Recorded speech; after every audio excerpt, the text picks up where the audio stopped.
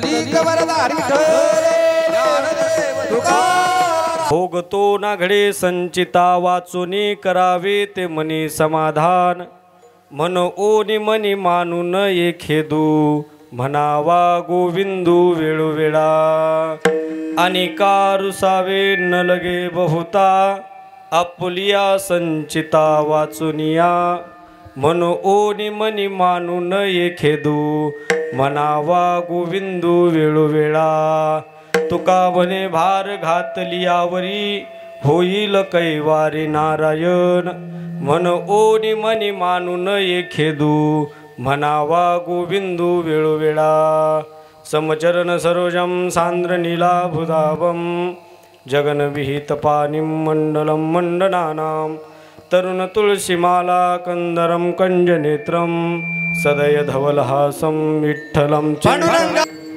प्रस्तुत प्राप्तस्थळी भगवंताच्या कृपेने ग्रामदेवत हनुमंतरायाच्या कृपेने संत बैरागी बाबा यांच्या कृपा आशीर्वादाने परमपूज्य ब्रह्मलीन श्री संत सकाराम महाराज यांच्या कृपेने चालत असलेला हा भव्य दिव्य स्वरूपाचा अखंड हरिनाम सप्ताह, या सप्ताहाला गेले 12 वर्ष झाले, एक तप पूर्ण झालं आणि 13व्या वर्षामध्ये आपलं पदार्पण झालेलं आहे.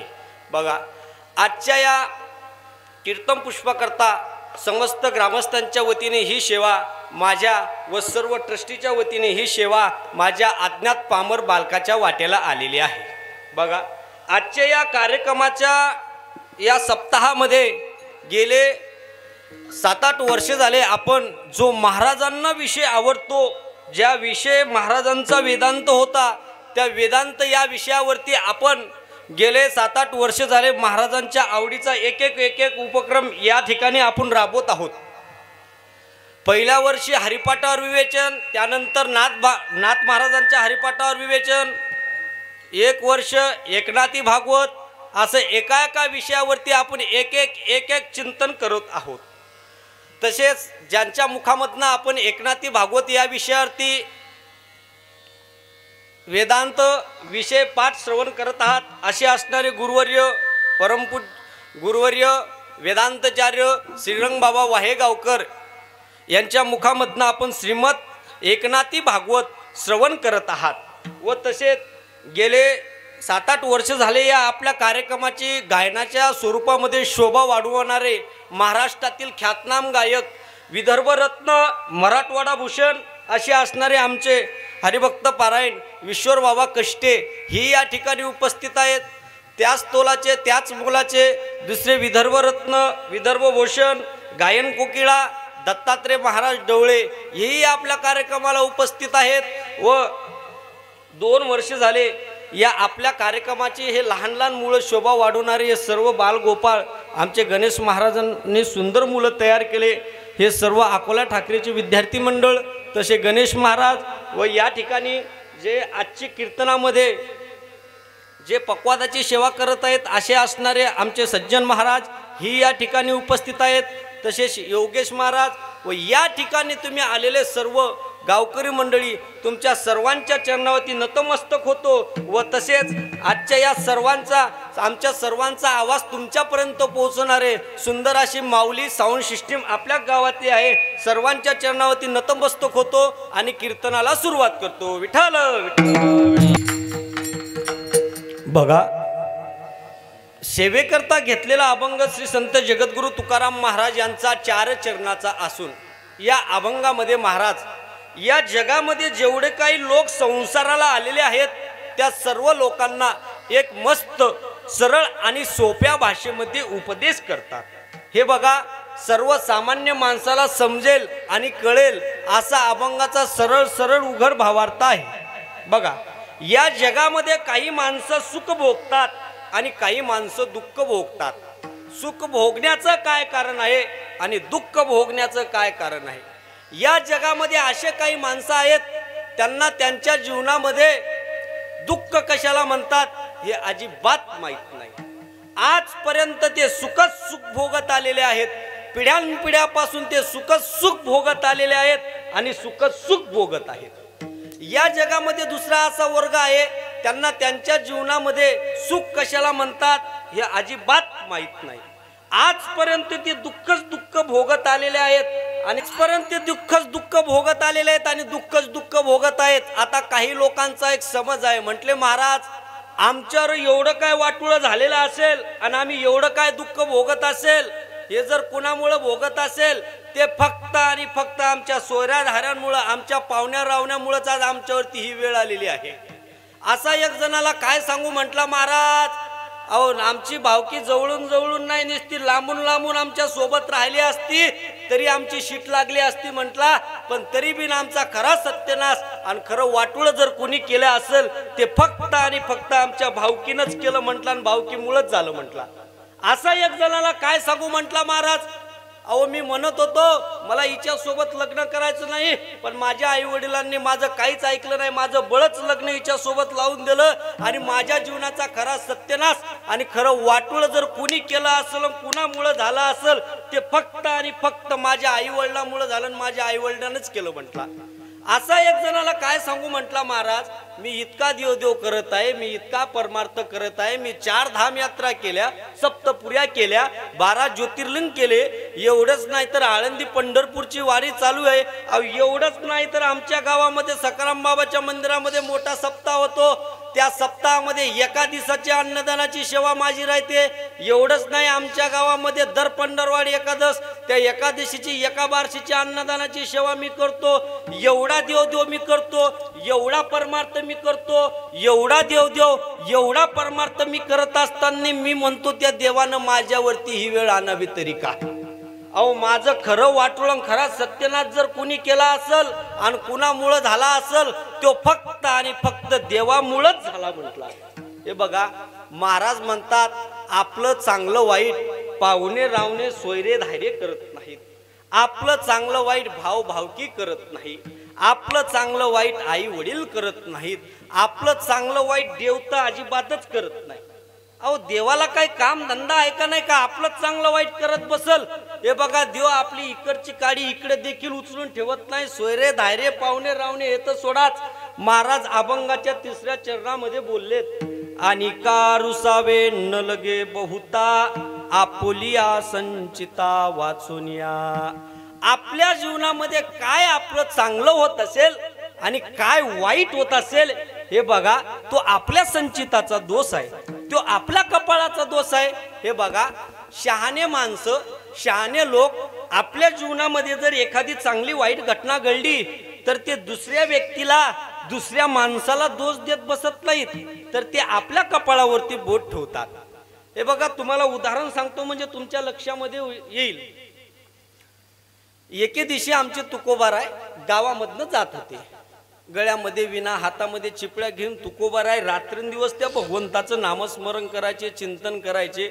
आता एके दिवशी तुकोबाराय गावामधनं जात असताना गावामध्ये एका ठराविक चौकामध्ये ठराविक वट्यावरती काही ठराविक लोक बसलेले होते समान वयाचे.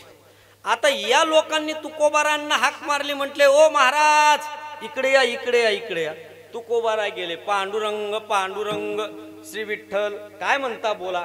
त्यातला एक जण बोलतो, काय महाराज अहो तुम्ही इतका देवदेव करता, इतका परमार्थ करता, रात्रंदिवस त्या भगवंताचं नामस्मरण करता, महिन्याला पंढरपूरची वारी करता, सकाळी काकड आरती करता, संध्याकाळी धूप आरती करता, रात्रंदिवस तुम्ही त्या भगवंताचं नामस्मरण चिंतन करता. महाराज म्हटले मग अहो मन काय तुम्ही इतका देवदेव करता, एवढा परमार्थ करता, एवढा देवदेव परमार्थ करत असताना आम्ही म्हणतो त्या देवानं तुमच्यावर इतकं वाटवळण तुमच्यावरती ही वेळ येऊ द्यावी तरी का. महाराज म्हटले काय केलं त्या देवानं माझं वाईट, काय आणली त्या देवानं माझ्यावरती वाईट वेळ. तो व्यक्ती म्हटला अहो काय आणले, अहो अर्ध्या आयुष्यामध्ये बायको मारणं म्हणजे अंधारात सोडून गेल्यासारखी आहे ना, अजून काय करा पाहिजे त्या देवानं तुमचं वाईट. लगेच दुसरा बोलतो, महाराज तुम्ही म्हणता की का काय आणली त्या देवानं माझ्यावरती वेळ. अहो तुम्ही इतकं रात्रंदिवस त्या भगवंताचं नामस्मरण करता, चिंतन करता, एवढाले सप्ते करता, गावात कोणता महाराज आणला तर त्याला चहा पाजल्याशिवाय जीव घातल्याशिवाय तुमच्या घरून तुम्ही जाऊ देत ना. प्रत्येक एकादशीला प्रत्येक कार्याला तुम्ही देवाच्या भगवंतात नामस्मरणात हजर आहात, तरी त्या देवानं तुमच्यावरती ही वेळ आणली. आम्ही पहा बरं कोणतंच चिंतन करत नाही, कोण्या देवाचं नाव घेत नाही, कोण्या देवाचं भजन करत नाही, कोणता सप्ताह करत नाही. जो करतो त्याला उलट नाव बोट ठेवतो. कोणता बुवा गावात आला त्याला चहा तर पाजतच नाही, पण त्याला नाव बोट ठेवल्याशिवाय आम्ही राहत नाही. तरी आमचं पहा किती चांगलं आहे. आम्हाला एकरी यावर्षी 8-8 पोते सोयाबीन झाली आणि तुम्ही इतका देव करता, एवढा परमार्थ करत असताना तुम्हाला एकरी यावर्षी 4-4 पोते सोयाबीन व्हा, तरी म्हणता तुम्ही त्या देवानं आमचं काय केलं वाईट. महाराज म्हणतात अरे तू देव कशाला मारल माझी बायको, त्या देवाला काय पडलं माझी बायको मारण्याशी. अरे पहिल्या जन्मामध्ये अर्ध्या आयुष्यामध्ये मी तिला सोडून गेलो, म्हणून या जन्मामध्ये अर्ध्या आयुष्यामध्ये ती मला सोडून गेली आणि तो देव कशाला मारल माझी बायको. त्या देवाला काय पडलं माझी बायको मारण्याशी. आमचे महाराज देवापाशी जाऊन म्हटले तुका म्हणे देवा तू काय करीसी, कमने देवा तू काय करसी, कमने देवा तू काय करसी, तुका म्हणे देवा तू काय करसी. कर्म दुसऱ्याची अनोखिया, कर्म दुसऱ्याची अनोखिया, कर्म दुसऱ्याची अनोखिया. तुका म्हणे देवा तू काय करशी, कर्म दुस्तर अशी आमची. देवा तुम्ही काय करणार आमचं चांगलं वाईट. हे बघा आपल्या आयुष्यामध्ये जर एखादी चांगली वाईट घटना घडली तर आपण दुसऱ्या व्यक्तीला दुसऱ्या माणसाला दोष देत बसायचं नाही, तर आपण आपल्या कपाळावरती बोट ठेवायचं, आपण आपल्या संचितावरती बोट ठेवायचं. हे बघा आपण आपल्या जीवनामध्ये खूप सत्यकर्माने वागतात, खूप चांगल्या कर्माने वागतात आणि चांगल्या कर्माने वागून जर आपल्या जीवनामध्ये एखादी वाईट घटना भोगायला आली तर असं नाही समजायचं की चांगल्या कर्मानं वागल्याचं फळ आहे मला वाईट भोगायला आलं, हे नाही समजायचं. तर आपल्या पूर्वीच्या जन्मातलं वाईट कर्माचं फळ आपल्याला या जन्मात भोगायला आलं हे समजायचं. हे बघा तुम्हाला उदाहरण सांगतो म्हणजे तुमच्या लक्षामध्ये येईल. बघा संत मालिकेमध्ये एक संत होऊन गेले सज्जन कासावी नावाचे. सज्जन कासाया विकू लागे मास. हे सज्जन कासावी पायी तीर्थयात्रा करण्याकरता जगन्नाथपुरीला जगन्नाथ भगवंताच्या दर्शनाकरता निघाले. आता हे सज्जन कासावी पायी तीर्थयात्रेला जात असताना या सज्जन कासायला एका गावामध्ये रात्र झाली, अंधार पडला. त्या सज्जन कासाने विचार केला की अरे आजची रात्र आपण या गावामध्ये मुक्काम करू, आराम करू आणि सकाळी आपण आपल्या प्रवासाला निघू. सज्जन कासाई त्या गावामध्ये गेल्यानंतर सज्जन कासायानं त्या तिथल्या ग्रामस्थांना विचारलं का हो आजची रात्री या गावामध्ये कुठे आरामाची मुक्कामाची व्यवस्था होईल का. तिथल्या ग्रामस्थांनी सांगितलं हो महाराज होईल, तुमची व्यवस्था होईल. ते बघा ते घर दिसते, त्या घरी जा तुम्ही. त्या घरी एकच जोडपं राहतं आणि त्या ठिकाणी जागा सुद्धा भरपूर आहे, तुम्हाला मिळेल त्या ठिकाणी राहण्याकरता जागा. सज्जन कासावी त्या ठिकाणी गेल्यानंतर त्या तिथल्या गृहस्थानं सज्जन कासाला राहण्याकरता जागा दिली. आता झाला असं सज्जन कासाई दिसायला थोडे सुंदर होते, स्मार्ट होते, रूपवान होते. सज्जन कासाई दिसायला रूपवान असल्यामुळे ज्या घर मालकानं ज्या गृहस्थानं सज्जन कासाला राहण्याकरता जागा दिली होती त्या घर मालकाची पत्नी सज्जन कासाचं सौंदर्य पाहून भुलली, मोहित झाली. ती बाई मध्यरात्रीच्या सुमारास उठली.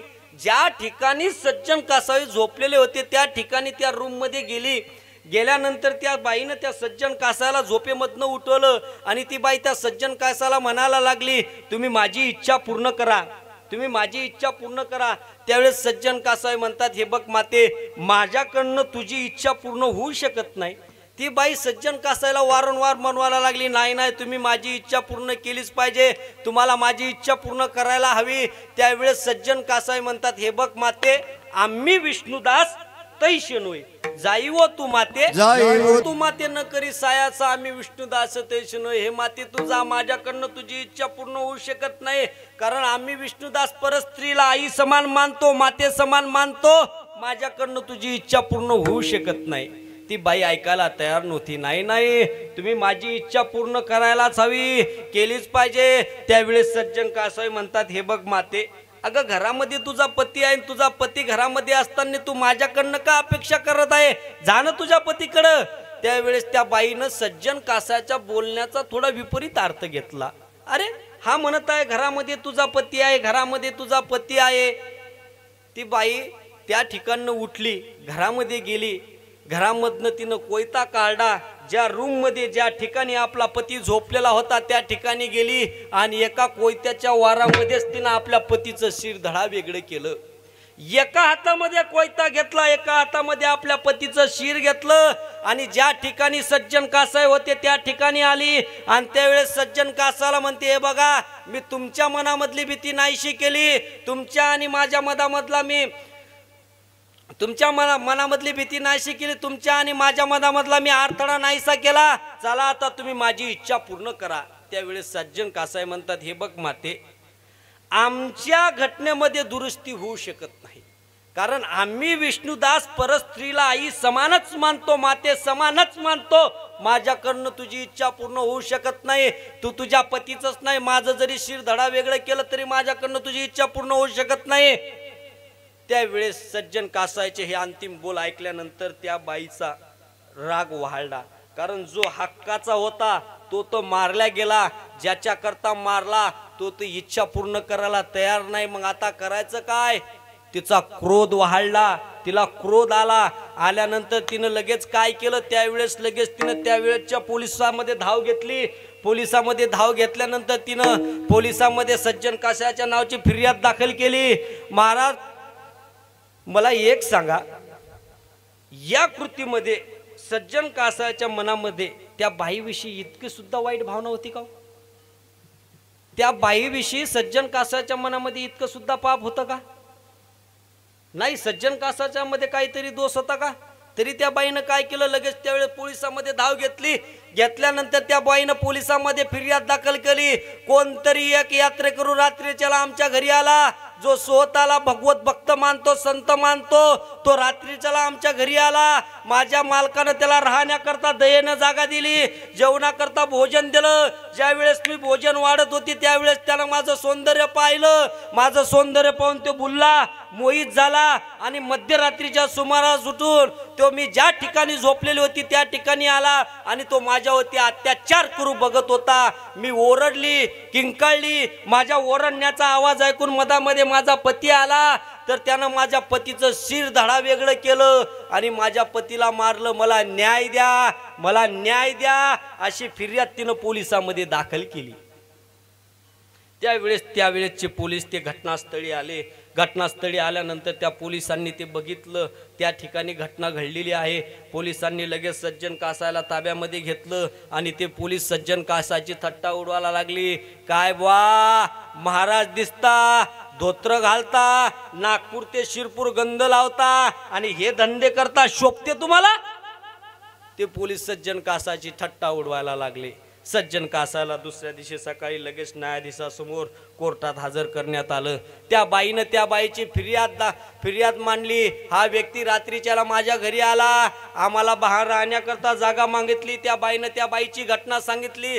सज्जन कासाई म्हणतात, हे बघा मायबाप, ही बाई चुकीचं सांगत आहे, ही बाई खोटं सांगत आहे, ही बाई रंगवून सांगत आहे, ही घटना अशी घडलेलीच नाही. पण सज्जन कासाईचं म्हणणं ऐकण्याकरता त्या ठिकाणी कोणीही तयार नव्हतं. त्यावेळेस सज्जन कासाई म्हणतात, हे बघा मायबाप, या कोर्टामध्ये जरी निकाल माझ्या विरुद्ध साईटनं लागला तरी वरचा अजून कोर्ट बाकी आहे, त्या कोर्टामध्ये मात्र निकाल माझ्याच साईटनं लागणार आहे.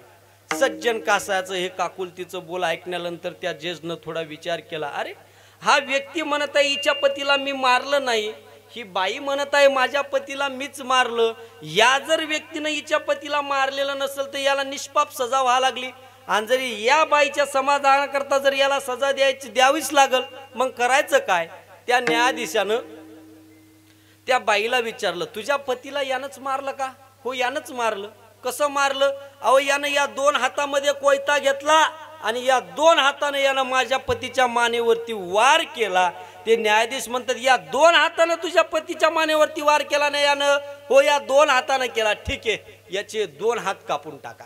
सज्जन कासाचे दोन्ही हात कापून टाकण्यात आले.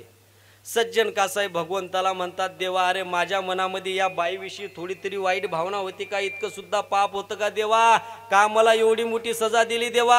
अरे तुला तर सगळं दिसत आहे, तुला सगळं कळत आहे, का मला या संकटातनं वाचवलं नाही देवा? अरे या जगामध्ये तू नाही देवा, मी तुझं भजन करत आहे, तुझं नामस्मरण करत आहे, तुझ्या यात्रेकरता मी येत आहे, तरी माझ्यावरती एवढं संकट आणलं देवा. या जगामध्ये नाही देवा तू, आणि जरी असला तरी तुझ्यापाशी न्याय नाही देवा, तुझ्यापाशी न्याय नाही. सज्जन कासाच्या मनामध्ये वाईट विचार यायला लागले. सज्जन कासाने ठरवलं की आता आपल्याला पायी तीर्थयात्रा करायची नाही. जगन्नाथ भगवंताच्या दर्शनाकरता आता आपल्याला जायचं नाही. आता नीट घरी जायचं आणि आपण आपला प्रपंच बघायचा. सज्जन कासाई पाठीमागं फिरले. फिरल्यानंतर सज्जन कासाई मध्ये अर्ध्या वाटेमध्ये आले. अर्ध्या वाटेमध्ये आल्यानंतर परत सज्जन कासाच्या मनामध्ये विचार आला, अरे आपण मधामधनं वापस गेल्यापेक्षा एकदा त्या जगन्नाथ भगवंतापाशी जाऊन त्या जगन्नाथ भगवंताला तिथं जाऊन दाद विचारो. जर आपल्या दादाचा प्रश्नाचं उत्तर नाही दिलं भगवंतानं तर परत देव करायचं नाही, परत कोणत्याच देवाचं नामस्मरण करायचं नाही. परत सज्जन कासावी पाठीमागं फिरले. फिरल्यानंतर सज्जन कासावी डायरेक्ट जगन्नाथपुरीमध्येच आले. जगन्नाथपुरीमध्ये आल्यानंतर सज्जन कासावी जगन्नाथ भगवंताच्या मंदिरात नाही गेले. सज्जन कासावी अलीकडंच बगीच्यामध्ये बसले आणि तिथनं सज्जन कासावीनं जगन्नाथ भगवंताला हाक मारून सांगितलं, हे जगन्नाथा नारायणा, मी तुझ्या दरबारामध्ये आलो, आता तुम्हाला गरज असेल तर या माझ्या भेटीला. जगन्नाथ भगवंतानं पालखीच काढली सज्जन कासाला भेटण्याकरता. पालखीमध्ये बसून जगन्नाथ भगवान सज्जन कासाला भेटण्याकरता आले. आल्यानंतर जगन्नाथ भगवान सज्जन कासाला म्हणतात, सज्जना उघड डोळे, मी आलो सज्जना. सज्जन कासानं डोळे उघडले. समोर बघतात तर काय, साक्षात जगन्नाथ भगवान. सज्जन कासावी जगन्नाथ भगवंताला म्हणतात, देवा अरे माझ्या मनामध्ये त्या बाईविषयी इतकी सुद्धा वाईट भावना होती का? इतकं सुद्धा पाप होतं का देवा? का मला एवढी मोठी सजा दिली तू? का मला या संकटामधनं वाचवलं नाही देवा? त्यावेळेस देव म्हणतात, हे बघ सज्जना, अरे तू मला का दोष देत आहे? अरे तुझ्या कर्माचा भोग तुला भोगायला आला, तुझे वाईट कर्म केलं त्या कर्माचा भोग तुला भोगायला आला, त्यात माझा काय विलाज आहे? त्यावेळेस सज्जन कासाई म्हणतात, अहो देवा जन्माला आलो तसं तुमच्याच भजनात आहे, तुमच्याच सेवेत आहे, मी जन्माला आलो तसं कोणाचं इतकं सुद्धा वाईट केलं नाही, आणि माझं काय वाईट कर्म आहे? त्यावेळेस भगवंत म्हणतात, हे बघ सज्जना, तुझे या जन्मातलं नाही मागच्या जन्मातल्या वाईट कर्माचा भोग तुला या जन्मात भोगायला आला. त्यावेळेस सज्जन कासाई म्हणतात, हे बघा देवा, तुम्ही मला बोलण्यात भुलवू नका. अहो जन्मात आम्ही तुमच्या सेवेत आहे, तुमच्याच भक्तीत, आणि कोण्या जन्मात आम्ही वाईट कर्म केलं हो की आम्हाला एवढी मोठी सजा दिली? सज्जन कासावी देवा आणि पळायला लागली. हो पळायला लागली. बघ सज्जना, तो कासावी त्या गायीच्या पाठीमागं धावत आहे, पळत आहे आणि मोठ्याने ओरडत आहे, धरा या गाईला, आडवा या गाईला, धरा या गाईला, आडवा या गाईला. हो देवा, पळत तो कासावी, ओरडत आहे तो कासावी. बघ सज्जना, ती गाय जंगलाच्या दिशेने धावत आहे. हो धावत आहे. बघ त्या जंगलाच्या दिशेने एक भगवी लुंगी लावलेला, हातामध्ये माळ घेतलेला एक साधू येत आहे. हो येत आहे देवा. बघ हो कासावी त्याला ओरडून सांगत आहे, धरा या गाईला, आडवा या गाईला. बघ त्या साधूनं आपल्या हातातली माळ कमरेला खोसली आणि त्या गायीच्या आडवा 2 हात करून आडवा झाला.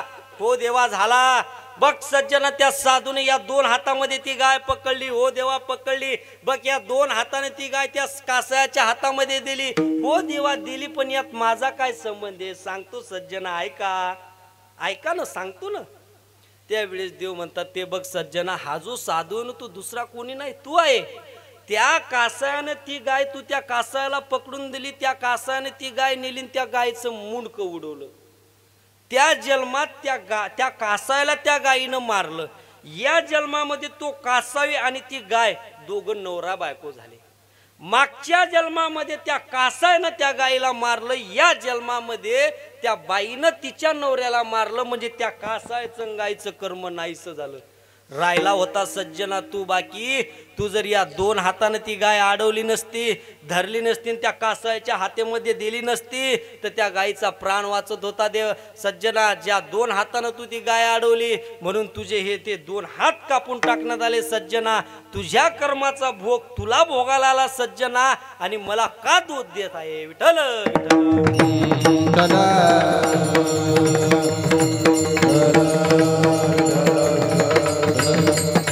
बघा, आपल्या आपल्या जीवनामध्ये जर अशी एखादी चांगली वाईट घटना भोगायला आली तर आपण दुसऱ्या व्यक्तीला दुसऱ्या माणसाला दोष देत बसू केले नका. कर्म झाले ते भोगाले उपजले उपजले केले कर्म झाले ते भोगाले उपजले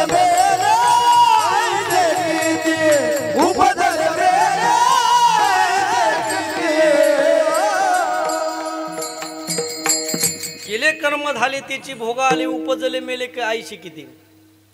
जसं जसं आपलं कर्म असेल जसं जसं आपलं संचित असेल तसा तसा आपल्याला भोग भोगायला मिळतो. हे बघा आपल्या जीवनामध्ये जर अशी एखादी चांगली वाईट घटना घडली तर आपण दुसऱ्या व्यक्तीला दुसऱ्या माणसाला दोष देत बसायचं नाही. आमचे तुकोबाराय म्हणतात आपण आपल्या कपाळावरती बोट ठेवायचं, आपण आपल्या संचितावरती बोट ठेवायचं. तुका म्हणे माझ्या कपाळाचा गुण समर्थाची कोण तुझा समर्थाची कोण तुझ समर्थाची कोण तुझ हो समर्थाची तुझ हो समर्थाची तुझ तुका म्हणे माझ्या कपाळाची गुण समर्थाची तुझ समर्थाची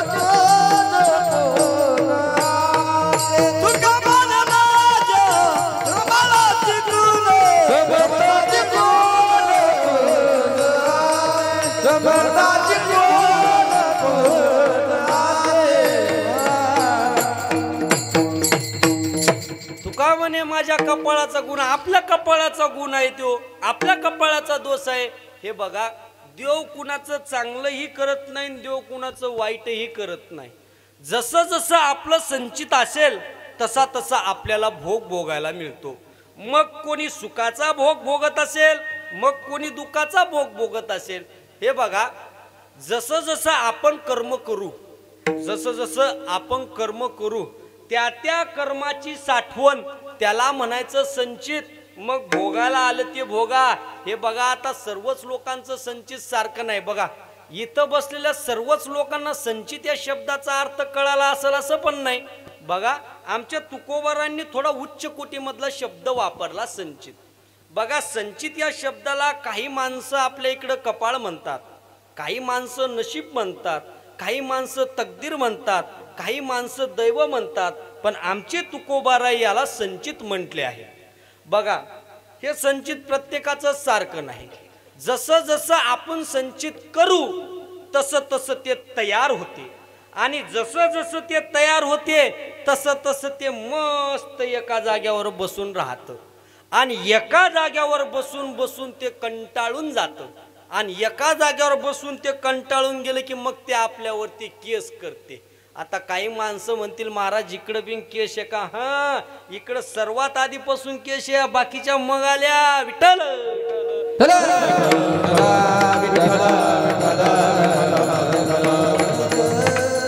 आज कर्म केलं आपण आज कर्म की ते 10 जन्म बसून राहत मग भोगायला येतं. काही कर्म असेत आज केलं की ते उद्या भोगायला येतं. काही कर्म असेत आत्ता केलं की लगेच भोगायला येतं पण येते. जसं की काही झाडं आहेत बघा काही झाडाची लागवड जर आपण आज केली तर लगेच त्या झाडाला 3 महिन्यात फळ येते. कापसाला फळ 3 महिन्यात, काही झाडाला फळ 3.5-4 महिन्यात येतात. सोयाबीनला फळ 3.5-4 महिन्यात, काही झाडाला फळ 6 महिन्याला येतात, काही झाडाला फळ 12 महिन्यात एकदा येतात. आंब्याला फळ 12 महिन्यात एकदा. जसा जसा त्या फळाचा कालावधी असेल तसे तसे त्या झाडाला फळ येतात. मग तसंच आहे जसं जसं आपलं संचित असेल तसा तसा आपल्याला भोग भोगायला मिळतो. बघा आता सर्वच लोकांचं संचित सारखं नाही. काही लोकांकडनं पुण्याचे कर्म घडले असतील तर काही लोकांकडनं पापाचे कर्म घडले असतील. बघा बरं सर्वच लोकांचं संचित सारखं आहे का. बघा आता इथे इतके लोक बसलेले आहेत यापैकी एक तरी माणूस सारखा आहे का हो दिसायला. अहो प्रत्येकाच्या बोलण्यामध्ये फरक आहे, प्रत्येकाच्या चालण्यात फरक आहे, प्रत्येकाच्या वागण्यात फरक आहे, प्रत्येकाच्या दिमाखात फरक आहे. एक आहे का नाही भिन्न पाहे प्रकृत भिन्न पाय प्रकृती भिन्न पाय प्रकृती एक ऐसे एक नाही भिन्न पाय प्रकृती भिन्न पाय प्रकृती भिन्न पाय प्रकृती एका ऐसे एक नाही भिन्न पाय प्रकृती प्रत्येकाच्या प्रकृतीमध्ये फरक आहे बघा तुम्ही काही माणसं जर आपण बघितले या ठिकाणी एक पण माणूस सारखा नाही बघा काही माणसं जर बघितले आपण इतके गोरे आहेत की खूपच गोरे पांढरे शिपत अंधारात नेले तरी पांढरे दिसतात आणि उजेडात आणले तरी पांढरे दिसतात इतके गोरे आहेत काही माणसं जर आपण बघितले तर इतके काळे खूपच काळे अंधारात तर ओळखूच येत नाहीत पण उजेडात आणले तरी लवकर समजत नाहीत हे कोण येत इतके काळे अहो काय घरी तर रांगच लागलेली दिसते पा त्या बाळाची मुलाची आई जर बघितली ना तर आपल्या ताव्याचं बुड कसं असते तशीच दिसते त्या मुलाची आई आणि वडील जर बघितले ना आपण पाणी तपवा करतात चुलीवर हांडा मानतो किंवा पातेलं मानतो त्या पातेलाच्या बुडावानीच दिसतात काळे जळत आणि ते बाळ जर बघितलं ना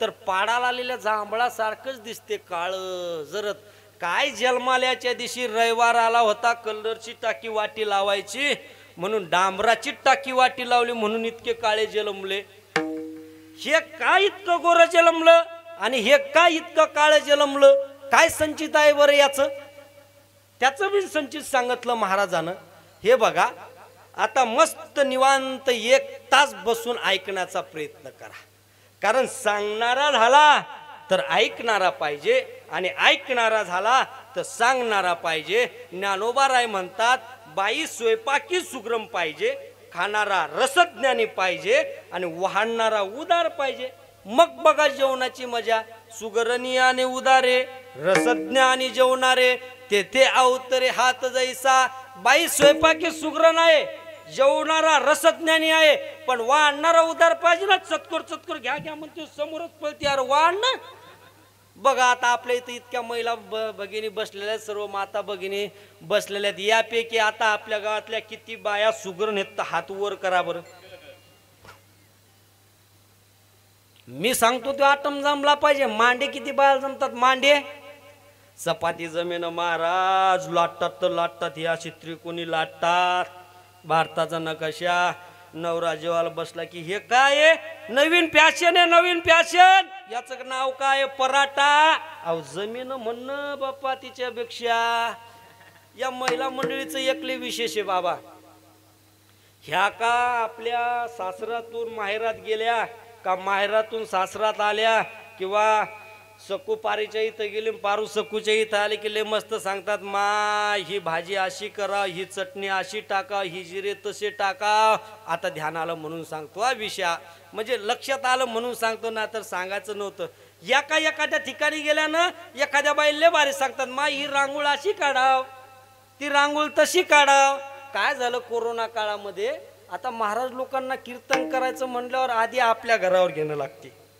मग सर्वांना बरं वाटते त्याकरता माझ्याकडेच घेतो कोरोना काळामध्ये आमची एक पाहुणी वारली जवळची वयोवृद्ध होती बिचारी वयोवृद्ध असल्यामुळे वारली म्हातारी सवासीन वारली आता वारल्यानंतर त्या कोरोना काळामध्ये सर्व लॉकडाऊन होतं म्हणून त्या पाहुण्यांनी ठरवलं की बा सर्व मोजक्या लोकांमध्ये जवळच्या लोकांमध्ये कार्यक्रम करायचा सर्व त्यांनी जवळच्या लोकांमध्ये केलं 13 पित्राचं पित्र आलं मग त्यांनी ठरवलं की मोजक्यात ज्या पाहुण्या आहेत जवळच्या तेवढ्याच बोलवायच्या आम्हाला फोन आला आमचे बाबा म्हणले पा महाराज तुम्ही ती जा गिरी तुम्ही घरी काय कामाची ना मी म्हणलं काय काय अडचण नाही जातो आमची आई ना आम्ही गेलो आता गेल्यानंतर असं झालं आम्ही सर्वजण त्या बैठकीत बसलो सर्व पाहुणे वगैरे मग माझ्यासोबत बाकीच्या चर्चा करू लागले काय महाराज कधी आले काय आहे बरं आहे म्हणलं सगळे त्या घरातल्या बायांनी मस्त सुंदर स्वयंपाक केला टाटे केले त्या टाटाच्या भोवताल रांगोळ काढली आणि या सवासनीले हाका मारा चला बाई चला आता बाकीच्या काही पाहुण्या होत्या वयस्कर होत्या काही आमची आई बिन होती आता बाकीच्या गेल्या सरळ टाटावर बसल्या आता आमची आईन बिन टाटावर बसायचं ना मुकाट्या जाऊन मग आमची आई महाराजाची माय आमच्या आईनं ते टाटं पाहिले मग ते माय टाटं कोण केले व जिनं केली ती पळत झाली बाई मी केले मी आता जिनं केलं तिला स्वाभिमान राहते बर चांगले केलं व आता मग आमची आईनं आमची आई म्हणते बाई रांगोळ कोणती ना काढली व आता इले वाटलं जर टाट करणारीले जर एवढी शाबासकी दिली तर मला किती देईल. ती पळत झाली ती करते बाय मी काढली व मी काय झालं. इकडे इकडे आमची आई म्हणते हे पाय तू ही जे रांगोळ काढली आता भागाभागातली पद्धत वेगळी असते पा. आपल्या गावात महालक्ष्मीच्या सणाच्या वेळेस एखाद्या सणाच्या वेळेस या महिला मंडळी रांगोळी काढतात. त्यावेळेस त्या महालक्ष्मीच्या वेळेस घराच्या पायरीपासून तर त्या मखरापर्यंत त्या लक्ष्मीचे पाय काढत येतात पाय महिला मंडळ. तर एक पाय असा काढतात हा पाय त्याच्या समोर काढतात अशा चालताना किंवा असे शेजारी जोडून जोडून काढतात. आता त्या बाईनं काय केलं तिनं जे त्या सवासणीच्या टाटासमोर रांगोळ काढली या टाटाजवळ एक पाय या टाटाजवळ एक पाय या टाटाजवळ एक पाय असे 13 टाटाजवळ 13 पाय काढले. मग आमची आई म्हणली हे पाय तू रांगोळ खूप सुंदर काढली पण हे जे पाय काढले का नाही एक तर या पाया शेजारी अजून एक एक पाय काढ नाहीतर हा एक एक मोडून टाक. ती बाई म्हणली हे पा आमच्या इथं असंच काढतात आणि आमच्या इथं असंच करतात. आमची आई म्हणली हे पाय हे काय तू मला सांगू नको हे असं नाहीच. असले तर 2-2 पाय शेजारी असतात नाहीतर नसतात. ती काय ऐकायला आमची आई काय ऐकायला तर नाही. ती बाई म्हणते हे पा तुम्हाला माझं खोटं वाटते ना तुम्ही मनीषाबाईला विचारा. तिनं लगेच घरातून मनीषाबाईला हाक मारली. मनीषाबाई आली का व तिनं सांगितलं. ती मनीषाबाई म्हणते नाही बाई आमच्या इथं असेच करतात आमची आई म्हणते नाही नाही हे असं नाही असले तर 2-2 शेजारी असतात नाही तर नसतात. त्या दोघी म्हणतात हे पा तुम्हाला आमच्यावाला विश्वास येत नाही आम्हाला पहिलंच माहिती आहे. तुमचं लय सखूबाईवर तुमचा विश्वास आहे तुम्ही सखूबाईला बोलवा. आता आम्ही बाहेरून बैठकी ते सर्व ऐका लागलो. ते का पाहुणे मला म्हणतात महाराज हे बघा हे प्रकरण काय लवकर मिटा जोगतं वाटेनं पटकन तुम्ही जा हे मिटवा कारण पोलिसाची झपकी आपल्याला खावा लागतील. यांना काय आहे तिकून ती सखूबाई येऊस तर मी गेलो दोघं सोबत. मी म्हणलं पा तुमचं भांडण मी विटवतो काय तुमचं ते मला सांगा मी सांगतो. मी म्हणलं पा तुमचं सर्व मी ऐकलं आता थांबा. तिथं वयस्कर 2 आजी बसलेल्या होत्या टाटावरती. मी त्यांना म्हणलं आजी माय हे पाय का म्हणून काढतात त्या टाटा पुढं. त्यांनी सांगितलं हे पाय महाराज आमच्या काळात हे असं काहीच नव्हतं. आमच्या काळात सरळ टाट करायचे त्या टाटाची पूजा करायचे हात जोडायचे जेवायला बसवायचं. हे सगळं नवीन आलं. नवीन आल्यामुळं जिनं काढली तिलेच विचार. मग मी तिला विचारलं म्हणलं का म्हणून काढले प्रतीक काय याचं. त्या बाईनं सांगितलं पाहताय सवासणीचे टाट येतं या टाट ज्यावेळेस पूजा करायची त्यावेळेस या पायावर पण हळद कुंकू टाकायचं याला बिन हात जोडायचे ते सवासणीचं प्रतीक म्हणून मी रांगोळ काढली. मी म्हणलं हे पा आमच्या गावात मोठा कार्यक्रम होता त्या सप्त्याच्या वेळेस एका निमित्तानं तुम्ही आमच्या घरी आल्या होत्या. हो आलो होतो. त्यावेळेस एक महाराज आले होते आमच्या घरी हो आले होते. त्यावेळेस तुम्हीच ताट घेऊन त्याची दारात पूजा करायला गेले होत्या हो गेले होते. मी म्हणलं ज्यावेळेस तुम्ही त्याची पूजा करत होत्या पाय धुत होते त्यावेळेस ते महाराज पाय जोडून उभे होते. आमच्या इथं आलेले सर्व महात्मे लोक पाय जोडून उभे राहतात. तुमच्या इथं आलेले असे पाय ताणून उभे राहतात का. विठ्ठल विठ्ठल विठ्ठल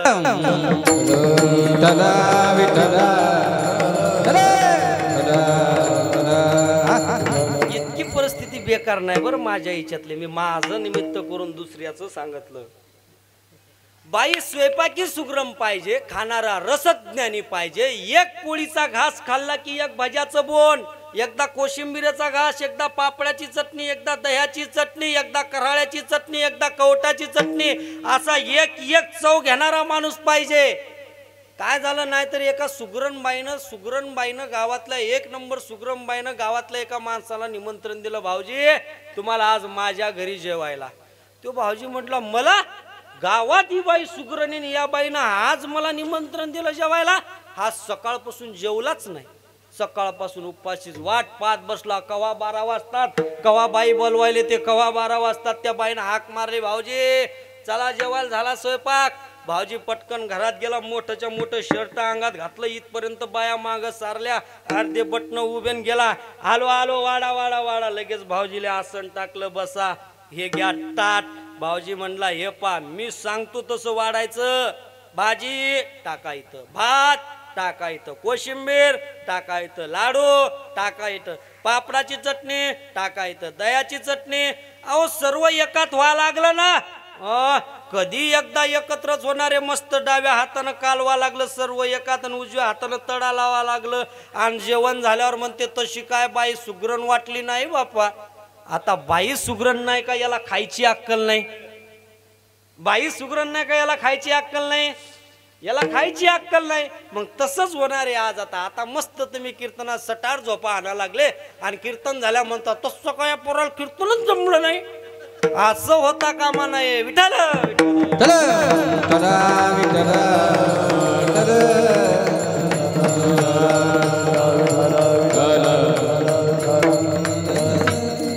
याला काळेपणाचा भोग भोगायला का आला आणि याला गोरेपणाचा भोग भोगायला का आला. काय संचित येऊ याच.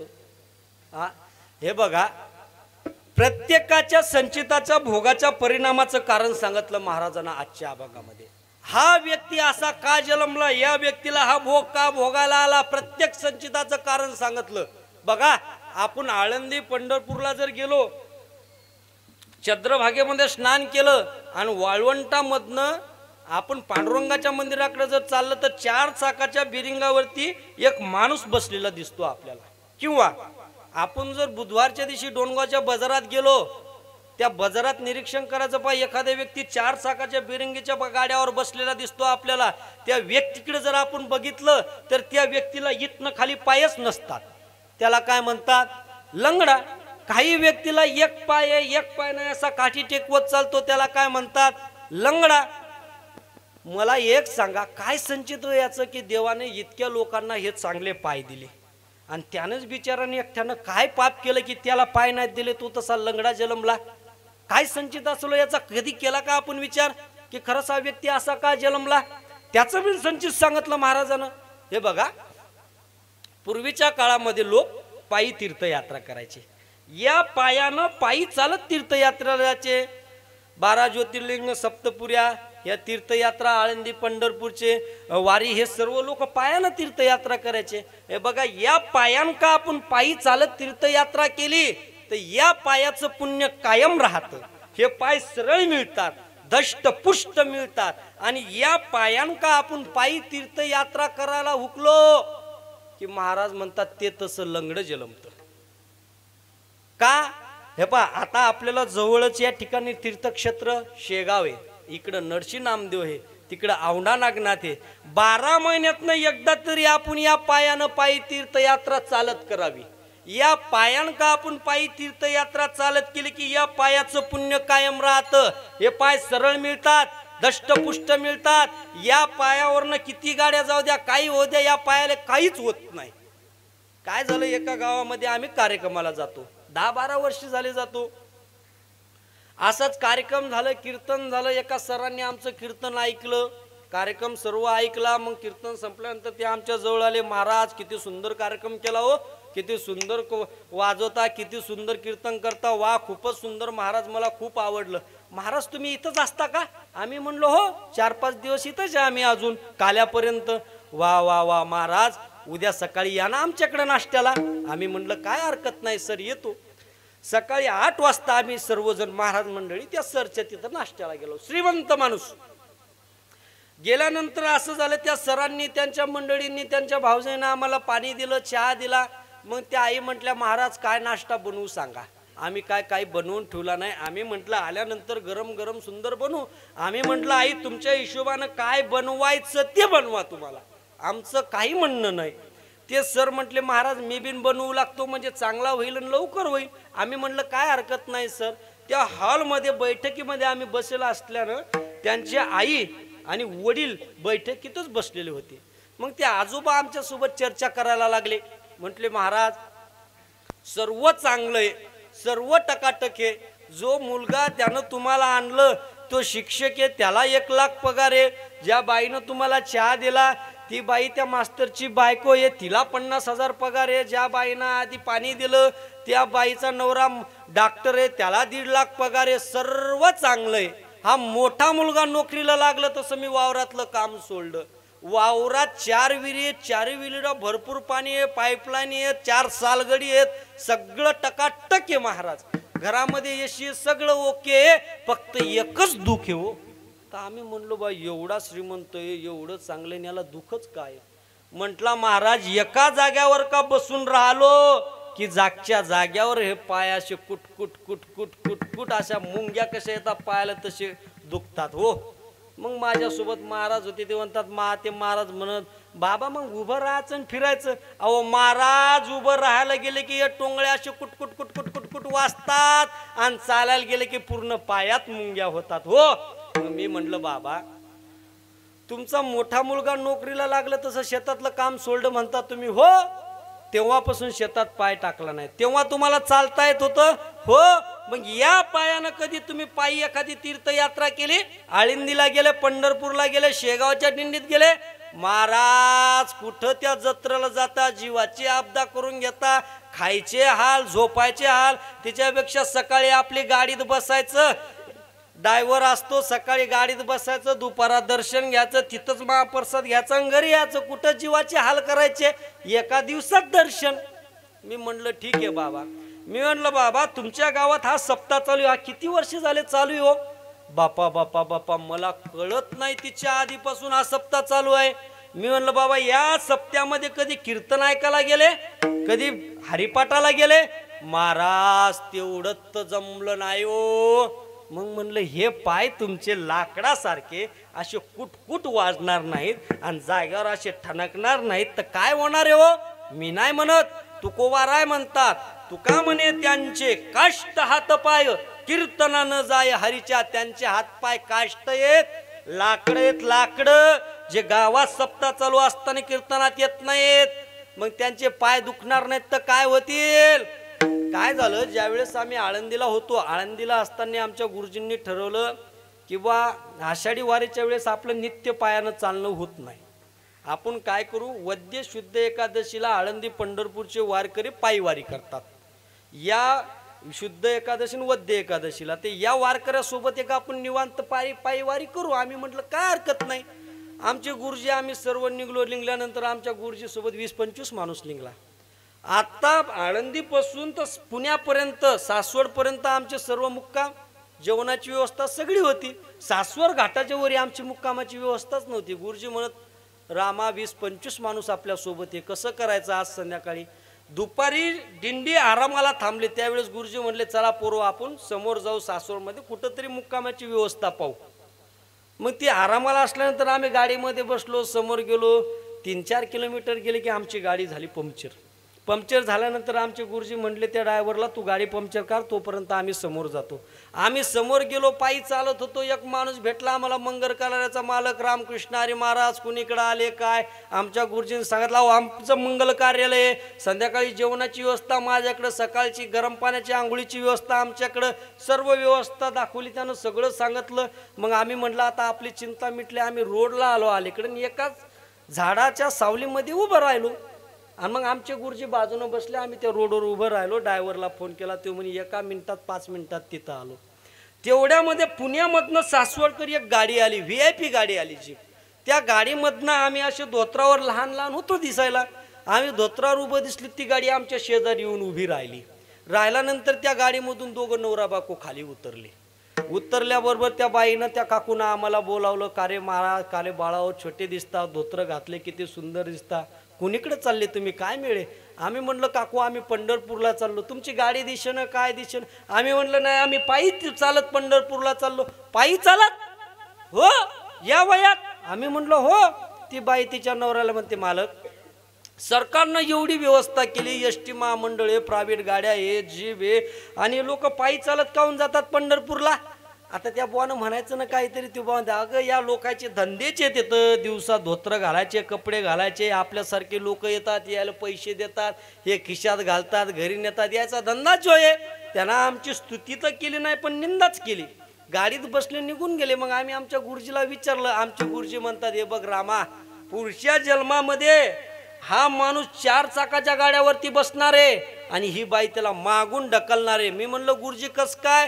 गुरुजी म्हणत मी नाही म्हणत, ज्ञानोबाराय म्हणतात.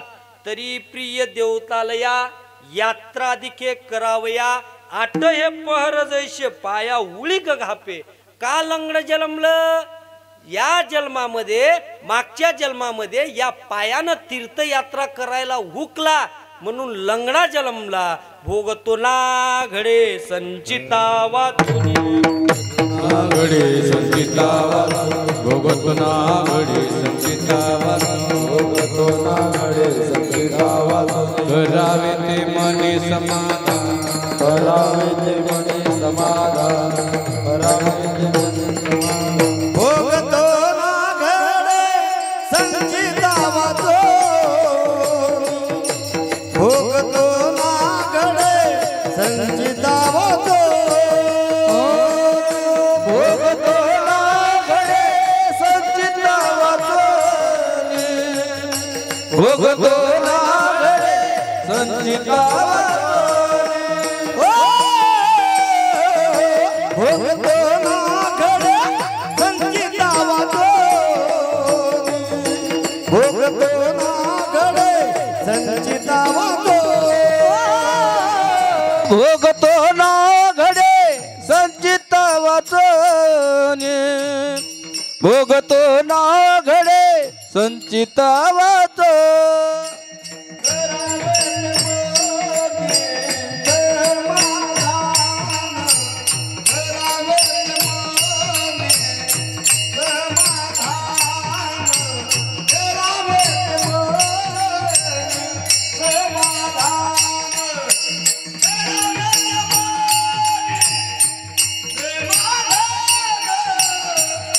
मनवोनी मनी मानून एके दो मनवोनी मनी मानून मनवोनी मनी मानून एके दो मनवोनी मनी के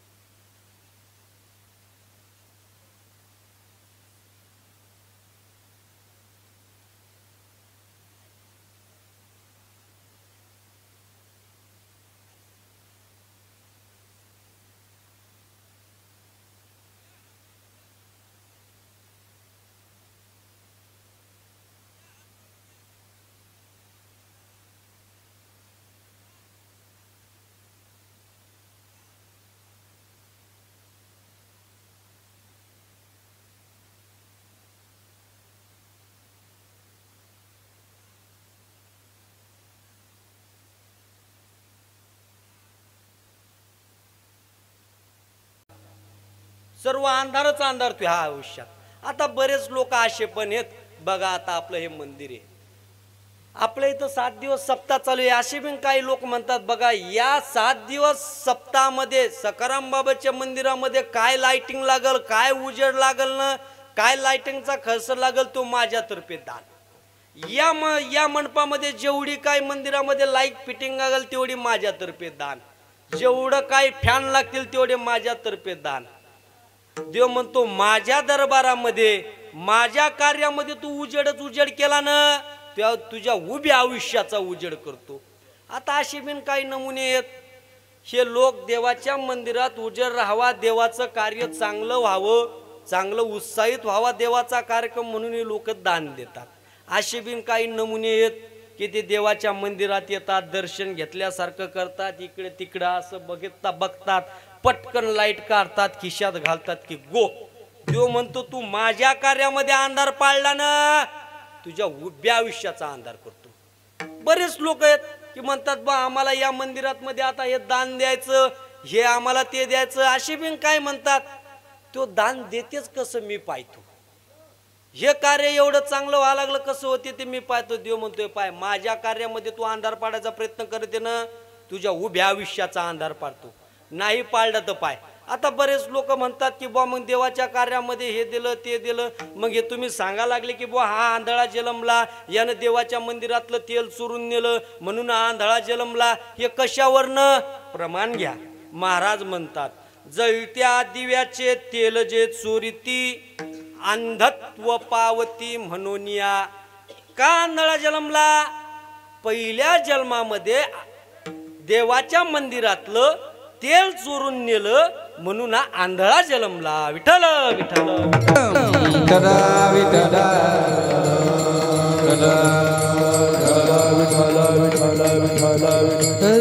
म्हणून देवाच्या मंदिरात रात्रंदिवस 24 तास नंदादीप जाळावा.